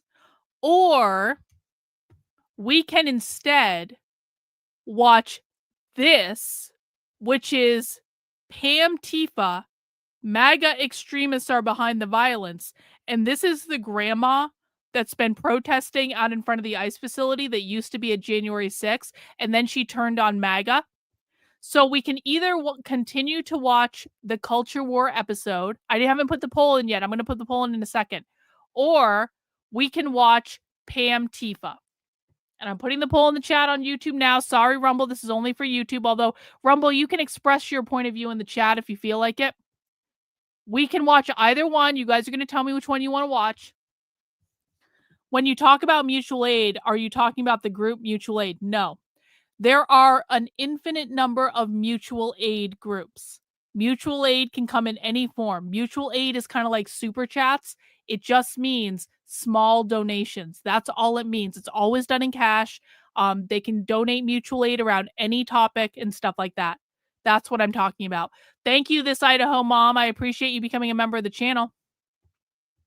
Okay, seems like the overwhelming amount of people want to watch Pam Tifa. Okay, so we're switching gears, guys. We did our hour. There was no real talk about Antifa in that entire episode. So thank you, Tim Pool influencers, for making my audience less informed than they were before we started the show. We're going to go to Pam Tifa. Wouldn't Antifa consider Soros a part of the very system they are trying to destroy? Soros is a capitalist. That's exactly right.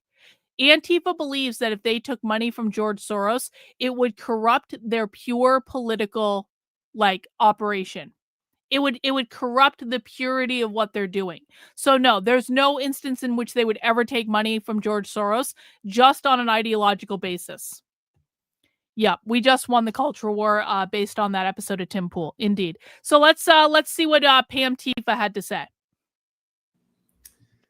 Hi, everyone. I'm Sam Osterhout, the executive producer here at Lincoln Square, and we have been messaging over the past 3 or 4 days with Pam Hemphill, and she is joining us today, and she has been on the ground in Portland. You may know her as MAGA Granny.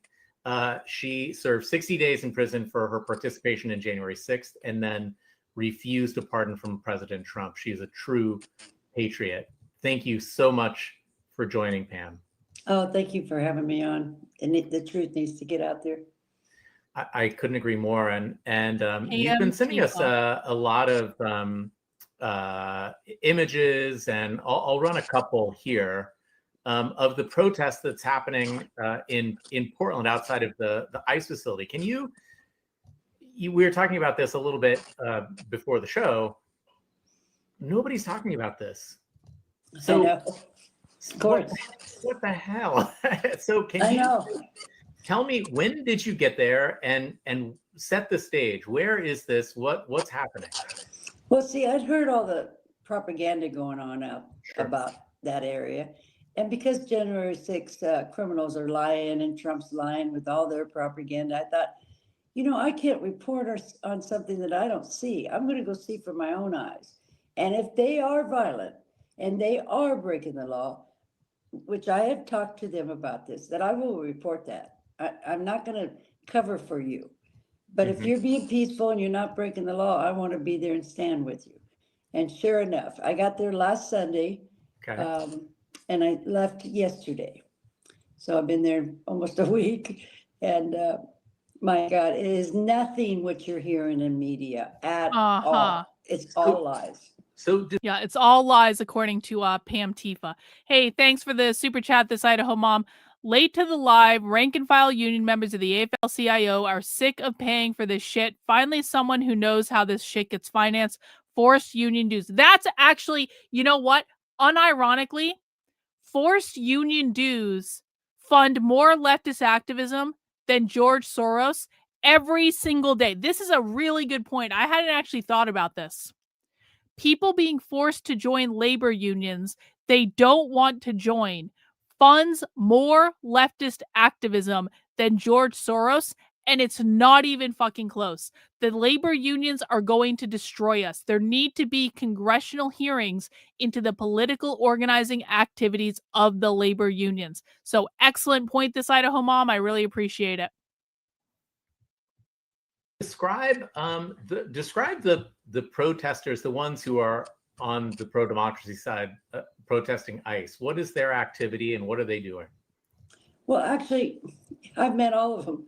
I've sat down with them, had conversations. They are the most loveliest people I've ever met. They're the I'm telling you. loveliest people. Wow. They're out there protesting. They got Yeah. their signs. They're yelling, few cuss words. Well, Yeah. they should be upset what's going on, but they're not violent.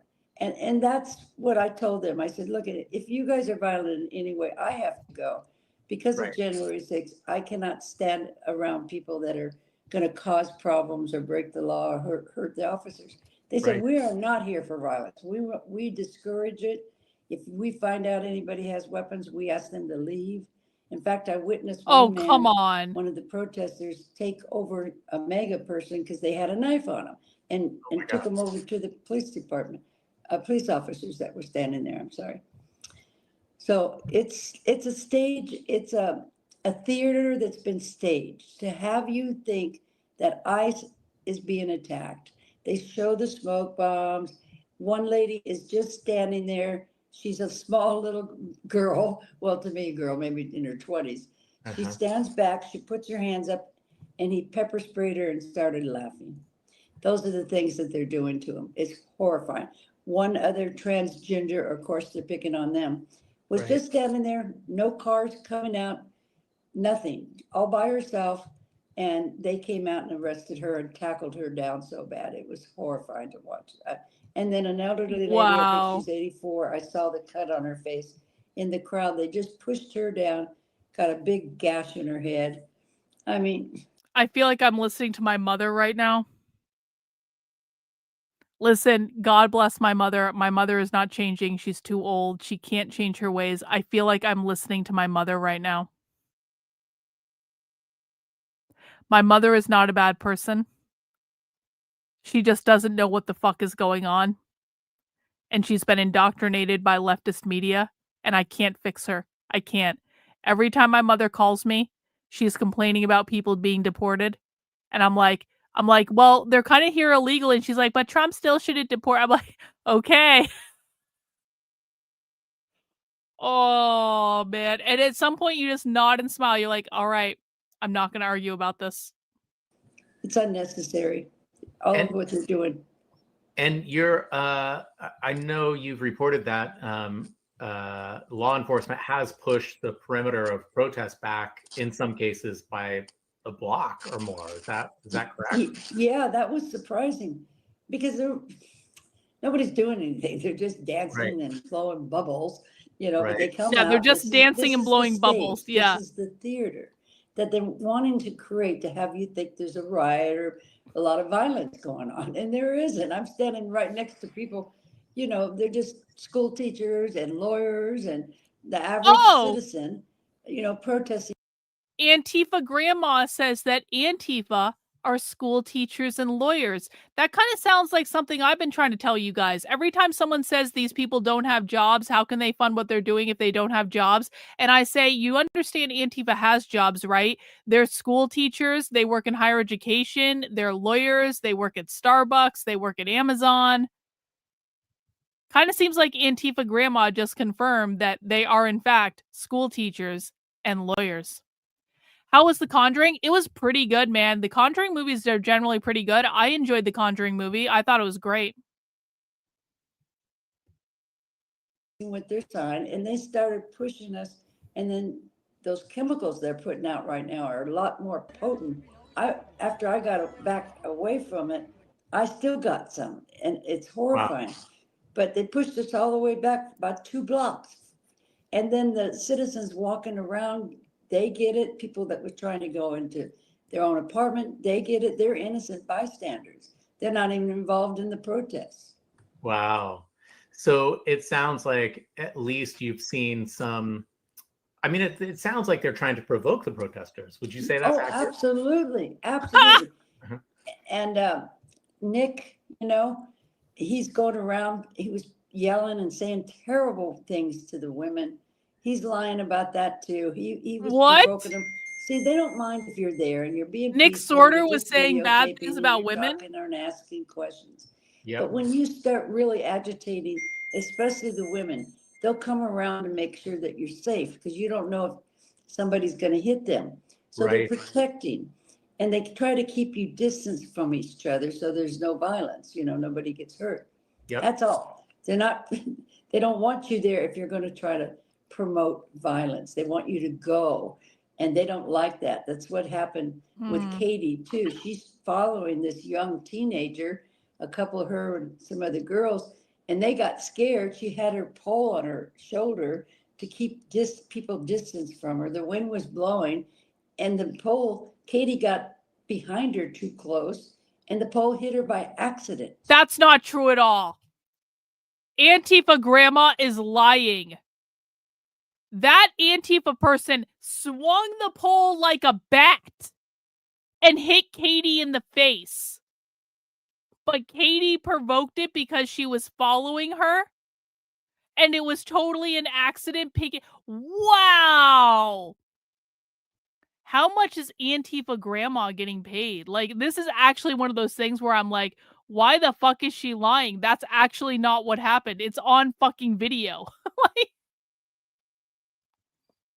it was just a simple accident. She was just the Antifa person was just carrying a pole, and it just happened to hit Katie Davis Court straight in the face. She wasn't hit by anybody.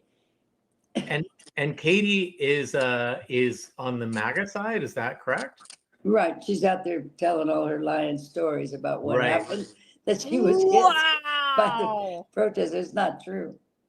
Wow. And wait, and go back to Nick. Tell us about Nick, because he seems like a real instigator, and that's Tell us about Nick. Effectual insurrection. MAGA Granny is a Fed, or at least a confidential human source for the government, in my opinion, made an agreement to publicly turn on Donald Trump since her deal to get out of her charges. She is in no way a patriot. I agree. Effectual insurrection. I'm going to start saying your name right. Effectual insurrection. Nick Sortor. Oh, that's all he's doing. I have talked to him several times. I interviewed him after he fell down in that bed. He did it himself. It was an accident. Wow. And I asked him, did anybody push you, hit you? Because I'm here to help. I don't want to be a part of anybody doing that to anybody. He would not answer my questions. Not at all. I've got the video talking to him. He would not tell me what happened. He refused to, because he knows who I am. And he hates me with everything in him. He said, you got all the J6ers in prison. 1,500 people? Yeah, right. He's giving you a lot of credit, Pam. Yeah, but he is going around. See, they were fine with him to start off with, but then he started picking on the women and calling them terrible names. The C word, B word. I mean, you don't Not do the that. C word. And scaring them. I would And never so call someone that's when a they cunt, guys. came That would around never to- happen. you I would know, never they use were that getting word. upset at him, telling them to get him to leave, because they'll leave you there and they won't try to get you to leave C unless word. you're provoking them on purpose. Right. So do you see this? I have so many questions. First, I want to get back to this, but you love to be in the middle of things, don't you? I like to be able to report facts, Yes. what really is happening. We all know, knowing both sides of the story with informed information, you make your own choice. Yeah. But at least you know the both sides of each story. I want to know. I want to know, and if I don't like what I hear, I want to know if it's true. No made up story. Yeah. And that's why I try to do that, to help either side. Well, yeah, this is why I say Katie Davis Court at that Antifa meeting was the only one who gave out good information. Katie Davis Court is awesome. I have no issue with Katie Davis Court at all. Katie Davis Court flat out said they were funded by mutual aid. So the only person with integrity in that entire meeting is Katie Davis Court, as so far as I'm concerned. Side, if they're being attacked. You're a witness to history, really. So I wonder, how much energy do you think the protesters in Portland still have? I know you're thinking about going back, right? Yeah, I'll be going back Thursday, because they're saying that they're using the street with their tents. That's where they have their supplies and their food. So they're going to put up their own tent and supplies and water, just to see if the city will have them move, that they're claiming that they're being prejudiced and allowing them to have a certain spot on a public walkway, and it's not true. Wow. And do you worry about your own safety? No, I really don't. I know that the protesters are looking after me. Of course, this time I'm coming with my boyfriend. But he's in Washington right now. He's coming back. Her So, boyfriend. See, that's the problem no, right there. you know, That's the problem. I think it'd be embarrassing for him if they tried to hit me. Yup. Right. Not really, Probably because I know true. the protesters are peaceful. I know they are. I Mhm. wouldn't be there if they were not being peaceful towards. They are just protecting their own. They cover their backs because MAGA is coming in and starting the fights. Oh my So they have God. to, they protect everybody. They watch everybody. Yeah, and I think that's the part of the story that is not being broadcast enough, right? How big would you say this protest is? How many protests? Well, in the morning, you don't see that many, Mhm. maybe 3 or 4 up front. But by the evening, between 7 and 9, they start coming. A lot more start coming. And the other day, there was a march. About maybe 100 people came. Wow. And the leftover from that stayed. So it's hard to count. You'd have to kind of look at the videos and Yep. guess. But It's not it seems significant. What is the mood on the ground with the protesters? How are they? Okay. How are they feeling? Breaking news. I have confirmation that Tommy is out. Tommy is out. Tommy has posted from his Twitter account. Actually, let's just bring it up. Let's do a proper breaking news. This is important to us. Tommy is our entire source of content.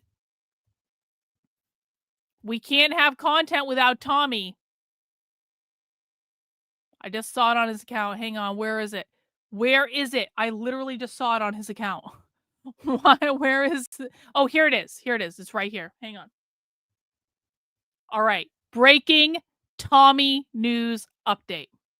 PSA. Tommy is out. And if it was not for the true patriots of this world like this person, I can assure you he would have been held as a J6er. When he was brought before the judge, the Portland district attorney wanted a $50,000 bond because he told the judge that Tommy was a security threat. We believe the DA was meaning security threat to Antifa because he is sure no security threat to our men and women in uniform protecting ICE in Portland. The judge said absolutely not. He is to be released on his own recognizance with the same 200-foot conditions. The district attorney, just as I posted, targeted Tommy using the exact footage from October 8th that we posted with the Portland police trying to say he was too close when he was not. Katie must have run full speed into that pole. Yeah, exactly, Chad. Katie Davis Court ran full speed into that pole. He is currently picking out a sweet ride thanks to Anger Tab, Matt, that Mac dude, and Nick for everything they have done and are doing for Tommy and his wife. If you have any shit talking to say about either of these two men, you can come right to me, and this will be your response. Again, I am a seasoned veteran at what I do. I do not play.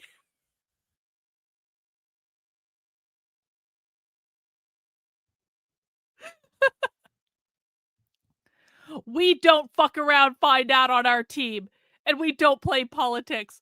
Tommy and his wife's safety and security are our number one priority. Just because you may or may not like how we are moving, you do not get to say that. You do not get that say so. Matt is doing everything for Tommy, and if you don't like how the donation system is being handled, in Tommy's words, kick fucking rocks, dude. Thank God Tommy's out of jail. Oh, man.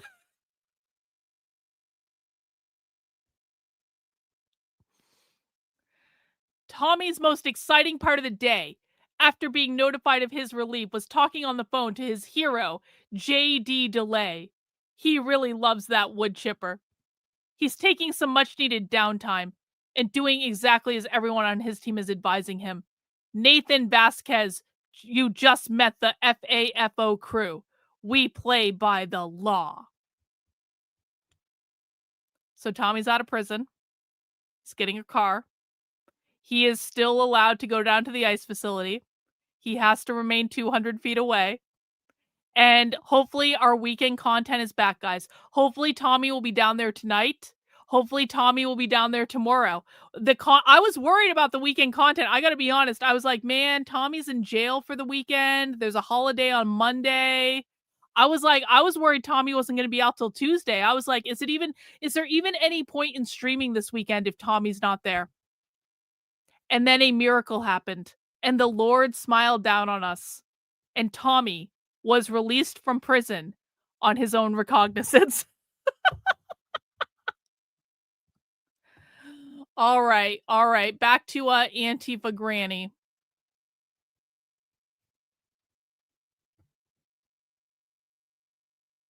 And especially as, we're seeing Trump fly in ICE and National Guard and federal agents to places like Chicago and declaring Portland a war zone, which is so bizarre. How are these protesters feeling? Do they feel hope? Do they feel... No. I've talked to a lady. She's a cancer doctor. Okay. We're staying in contact. She's a doctor. I've talked to a lawyer. I've talked to a teacher. Now they just come regular dressed like me, holding a sign, right? They're upset too because they don't see any violence. These are just your average citizens coming out there to support the protesters. Myself and a lot of us don't go up front. I mean, it's just too dangerous with the ICE because you don't have to do anything for them to attack you. You just have to be there. That's it. And it's like a circus. Every hour they come out. This is the show. They come out, they pick somebody.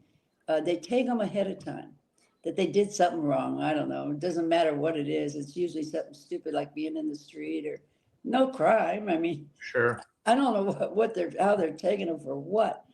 But they'll tell me later it was nothing. It was like maybe they were yelling at them too loud or something. And they hang on. We got a super chat from Gordo.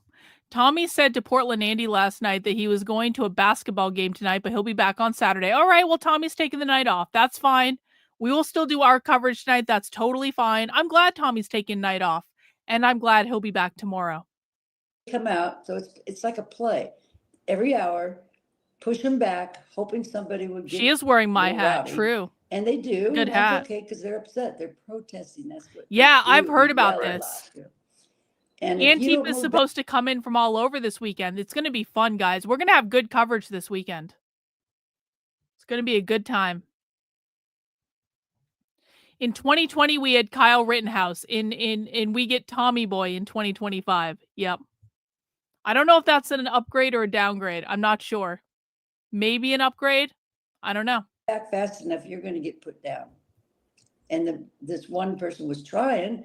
I saw them moving their feet back, and they got them anyway. It's like, wait, this is insane. They're not breaking the law. They're listening to your orders. They're moving back. Why did you get him? I don't get it.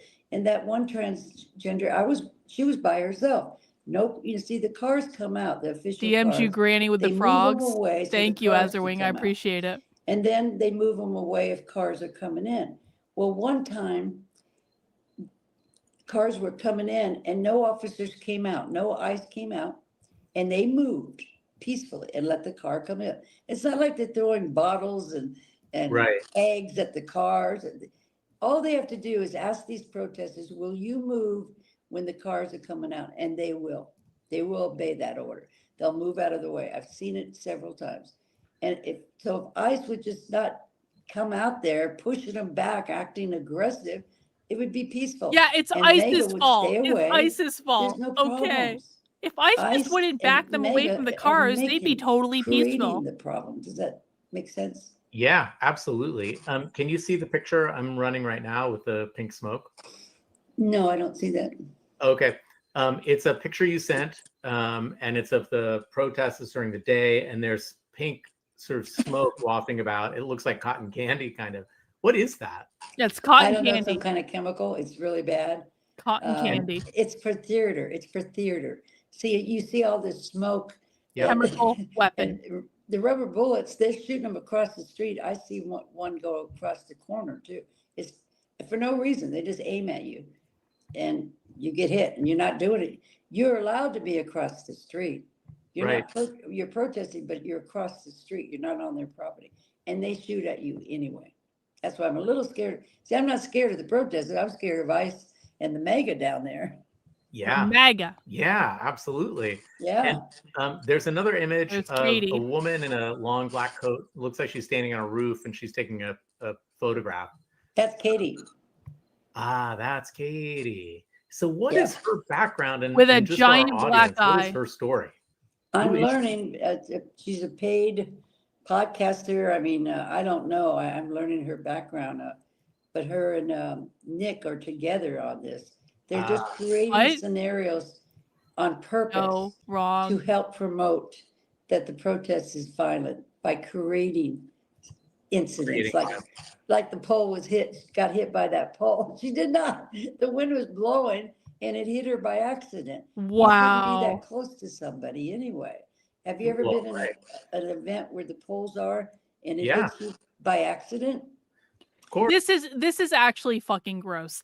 This is actually fucking gross for the left-wing establishment to be using a grandmother to spread propaganda. This is actually fucking gross to watch. Well, the wind was blowing so hard, it hit her by accident. Yeah, She okay. didn't. By She was accident. they were trying to run away from her because she would not leave them alone. She was stalking them, and you don't stalk Wow. young girls like that. No. I know she was on one of the network shows, maybe Fox or some place where Wow. she had her black eye, and Yeah. it's violent out there.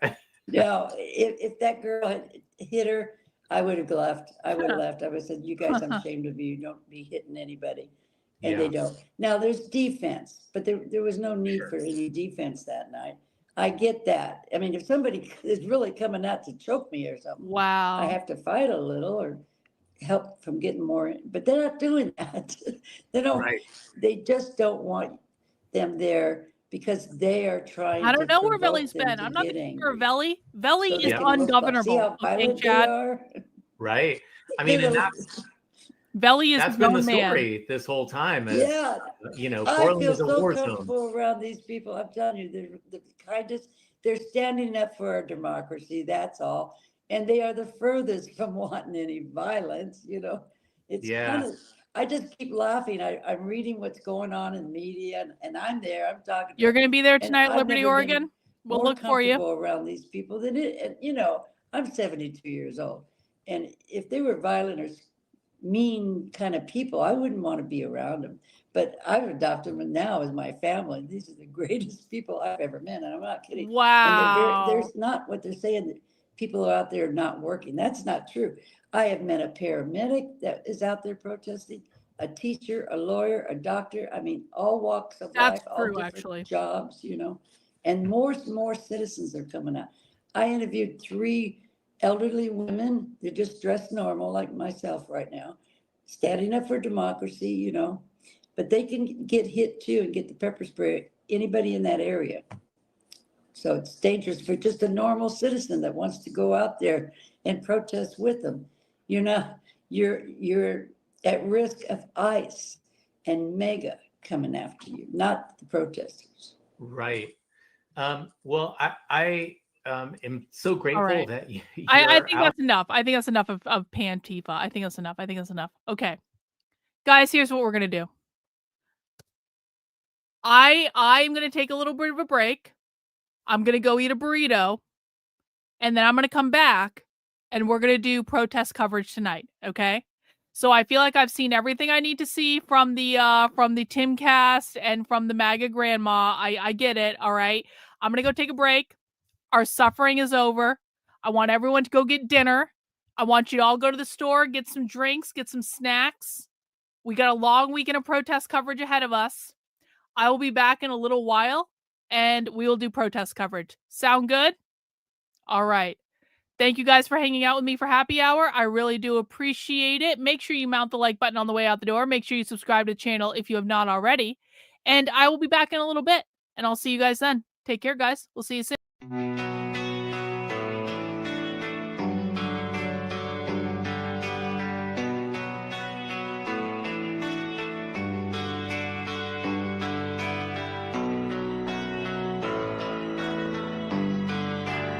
How are you feeling? How long have you been here? 3 months, May 17th. And what brought you here? That's difficult to answer.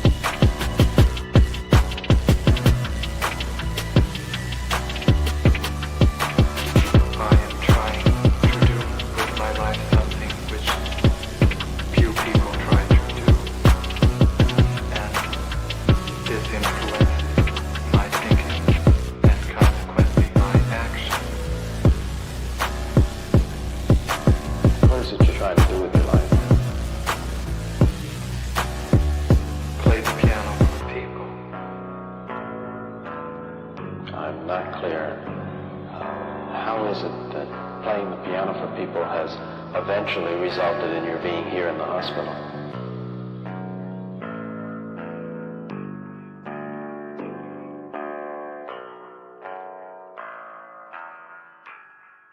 That's difficult to answer.